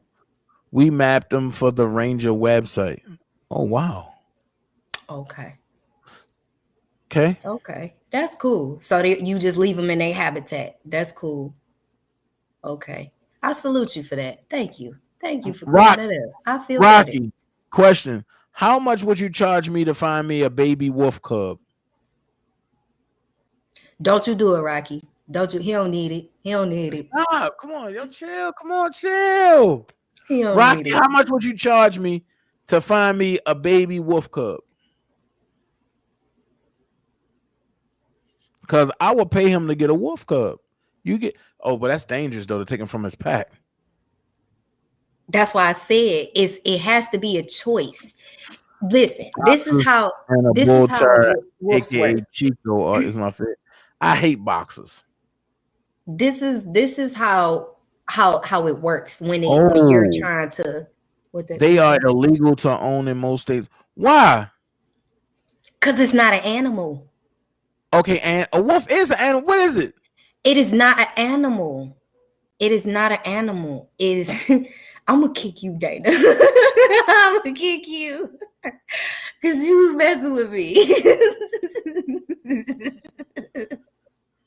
I'm gonna get you. You messing with me. No, stop messing with me. Brooke a bear. You so terrible. No. So pretty much the way that it works. Boxes. I ain't gonna lie to you. I hate boxes. Right. I got bit by one when I was younger. I hate hamsters. Don't like me. I get bit by rodents. Hamsters, they don't like me. They always bite me. And turtles. I got bit twice by a turtle. Wolf is hard to domesticate. How? Because it's listen, it don't work like that. Okay. For a wolf to actually want to be with you, you would have to dang near save that wolf life. Okay. It's like a gift for a gift. Okay. It's a gift for a gift. So if you risk something for that wolf will in return stay with you side by side, not as a pet, but as your friend, your loyal friend. Okay. Not a pet, not go fetch this, go get this, go get that. No, I would never tell him to go fetch nothing. No, he will be beside me, right beside as a partner, me. Right? As a partner, right. As if he was a human being, as a partner. So when you go hunt, y'all go hunt, not just you and you give a man. Y'all do it together. So if he get low, you get low with him. Do the army crawl. Get low with him because he's teaching you. So Rocky, what is a hybrid wolf? Oh Lord, man, I wish I had Rocky number, man. Ask him to call in. You want me to get off? No, you good. Even if he call in, you don't got to get off. Okay. I'm just saying, like, that's what I always wanted. I've had Rockwallers, I've had Pit Bulls, I've had Bull Mastiffs. I want a wolf. I want that wolf. And I think I deserve it if I can pay for it, right? Because I know to feed a wolf, it's going to be like $200 a week. Or $200 every 2 weeks. Because that's all you got to do is get two big old lamb legs. And as the wolf get older, and you start buying the whole lamb. And what you do, you put them in a yard, and you let the wolf hunt. And you let them hunt in your yard. Now, I wanted a fox. But I was like, no, because that's like saying, but that's like saying that you want a snapping turtle. No, it's not. I like foxes. Man, I'm so happy that Rocky is here. And we have somebody that's from the mountains that's with us, that's teaching us some things. So, Rocky, what do y'all eat up there in the monkeys? I mean, in the mountains. I said the monkeys. I'm thinking about monkeys. Man. I said the mountains. What do y'all eat in the mountains? In your state, it might not be illegal. Yeah, in Georgia, it's not legal. Foxes aren't dogs. Thank you, Israel. I never said it was a dog. I don't like dogs. I have a cat. Oh, Jesus. Yeah. You want to know what I do to cat? Yeah. Huh? You want to know what happened to the last cat I came in contact with? No, I don't want to know because I'm going to skin you. I ain't skinning. No, but I'm just letting you know I'm a skin you. So I don't want to see that. Don't tell me that. On the scat. That's at the scat. I think it's time for you to get off there. Wait a minute. Hey, Karen J. Rocky said, I think there is 15 states that is illegal to own one. Yeah. Right, Israel. Oh, Lord, the cat lady. Surely is. I'm best set. But you want to know what I did to the last cat for that scratching bit? Rocky said McDonald's, Hardee's, and Sonic. Dang, I ain't had Sonic in years. I don't even think we have a Sonic out here where I'm at. I'm going to Sonic them in the morning. Nope, we don't have a Sonic out here where I'm at. If we do, it's way far out. Hold on, wait a minute. EJ said he always wanted a lion. I feel you on that, EJ. I always wanted one too, until I saw that story about that guy in New York that actually had one in his apartment, and it almost tore him apart, and it was peeing all over the place. And why did it almost tear him apart? Oh, okay. So it was the dude that was in New York. He had like a lion or a tiger or something. I think it was a lion, but he had it in his apartment complex, and he raised it. And you just don't like dogs because you can't run. And I guess he raised it or whatever inside the apartment, and I guess after a certain amount of time, it got like real, unruly or whatever. So it tried to eat him, but it was like peeing all over the apartment. People was complaining to the cops like it's a very, very bad smell. So they went there, and that man barely made it out. He barely made it out because he wasn't feeding them right. Basically, I guess also because he was inside that house for a long time, and that's all he knew. I mean, but for a lion, yeah, in an apartment at that. A lion eat 30 pounds of meat every other day. 30 pounds. So if that big mofo start growling, nigga, nah, I'm good. My granddaddy. But you can domesticate a puma. I just don't trust cats. Why? They the sneakiest thing on earth. No, they not. No, they not. They just bossy. We just do what we want and not what we told. The sneakiest thing. Oh, you gonna do what you told?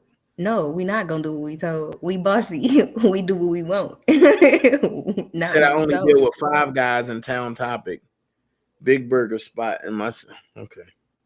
And we observed a lot. We are a tourist town here, and are known as the folk music capital of the world. Okay. Rocky, can you get me a puppy though? A wolf puppy? I would definitely come and get it. I would take it to the vet and get it and get the shots and all that. Then I just bring it home and we'll be best friends. And when that nigga go, I do it with my.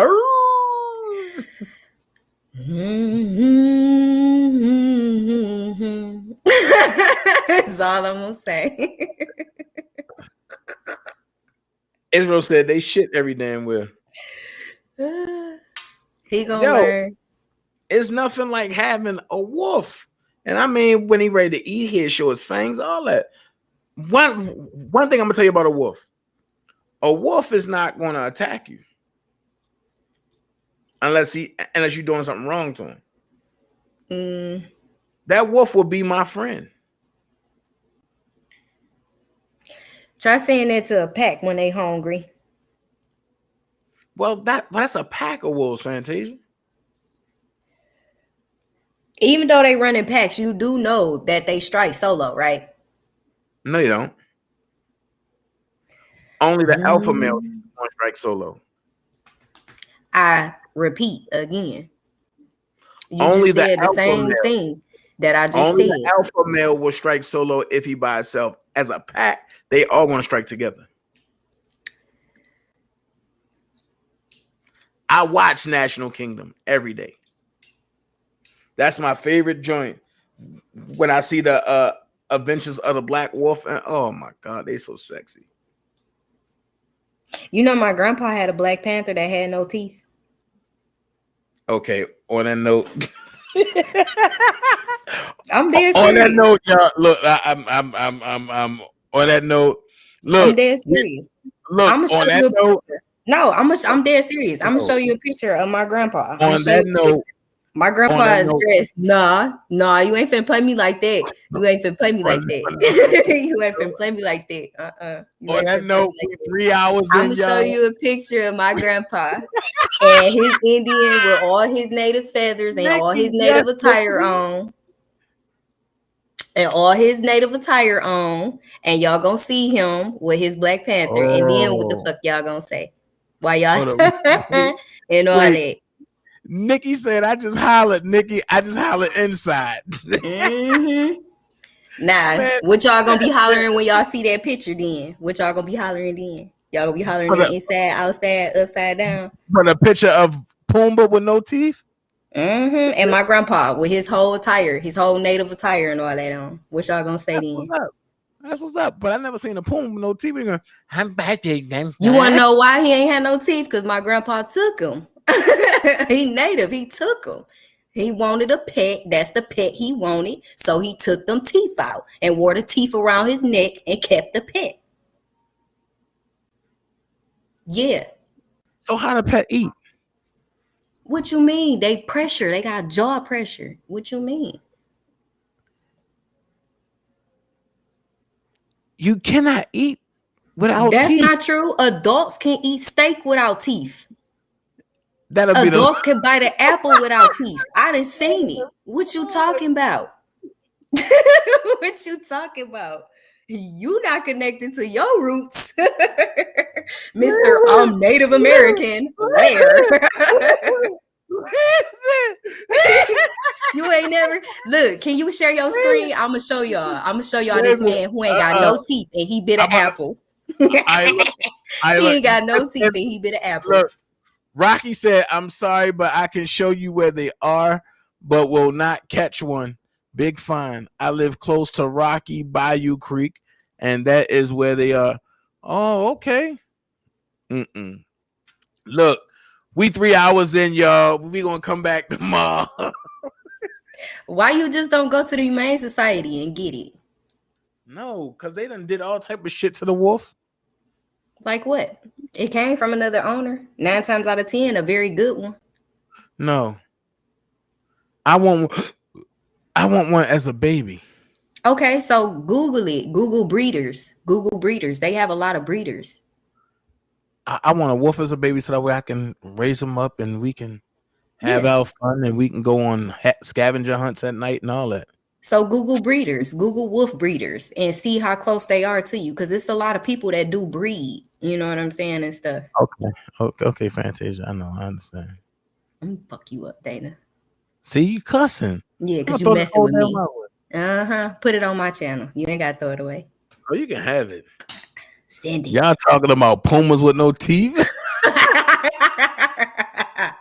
I'm talking about people with gums biting apples. Man, what? For real. I'm trying to tell you, I done seen it. I done seen people eat steak with no teeth. Tomorrow around like 3:00, Rocky. Anytime after 3. That's how they be. I'm gonna be all day because I'm talking about some others. I'm talking about a lot of other things tomorrow, Rocky, or today. But look, Nikki, I done heard it all. Jesus, take this wheel and don't crash this car into the creek. I'm not a little girl, EJ. I'm just short and I look young. But no, they be like, Fantasia about this high. No, I'm not. I'm tall. I ain't that little. I'm tall. See? I'm tall.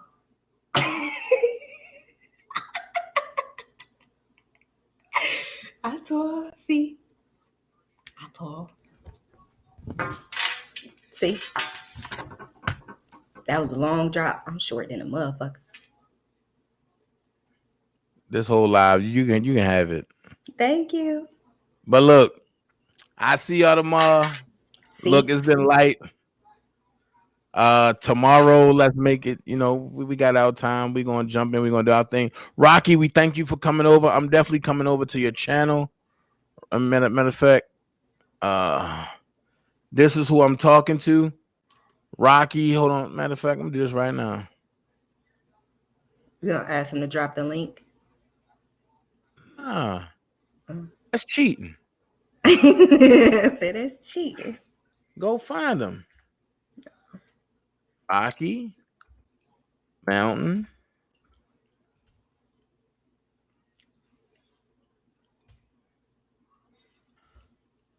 What is it? Rocky Mountain. Hold on.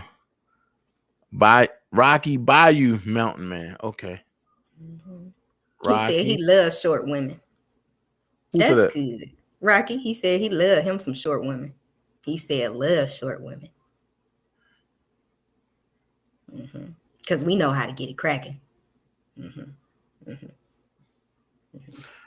Rocky, I love your German Shepherd. Wait a minute. Rocky, your German Shepherd got goggles. Oh, shucks. In memory of our fallen soldier. Yo, I love this. Yo, is this your house?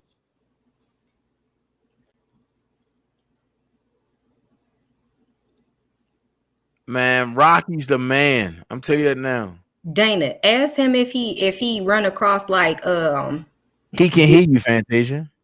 Oh, shut up. I forgot. I'm tired. I'm tired. I had like a double today at work. Literally. I had a long double today.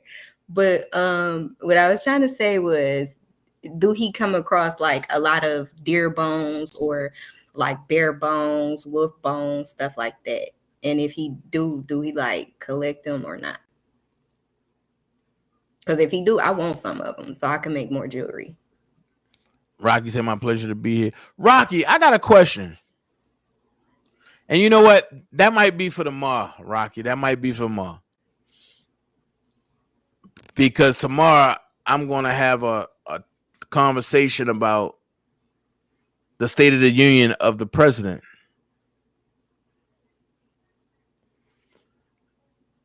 So tomorrow I'm going to have a State of the Union of the president. EJ. EJ, you funny.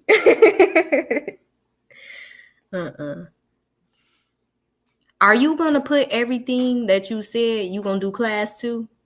Because I'm going to be there.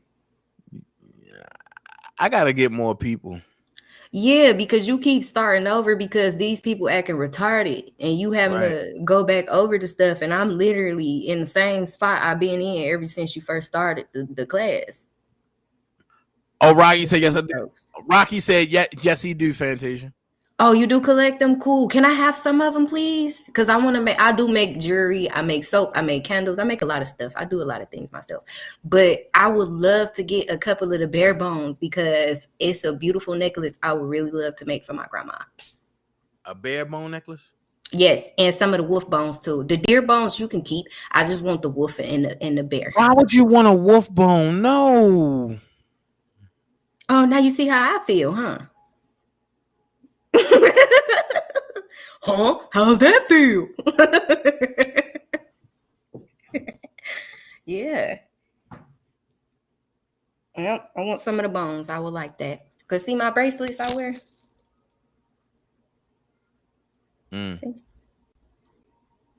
This helps keep me peaceful and keeps evil away. So when I feel threatened, I just go like this around me, all the way to my feet. Rocky said got a beautiful moon out tonight. Yes. Yes, I was actually able to see a little bit of it. All right, well, look. We about to get up out of here. I see y'all tomorrow. Y'all be blessed. I thank y'all for joining. And until... Wait a minute. What did I just do? I did something crazy. Oh, he said he never found the bear bone. Oh, okay. Until tomorrow. I'll holler at y'all. Y'all be blessed. Peace. Bye, everybody. What you say? I said bye, everybody. What you gonna do now? Hope you're ready, 'cause I'm really about to put it down. Never disrespect.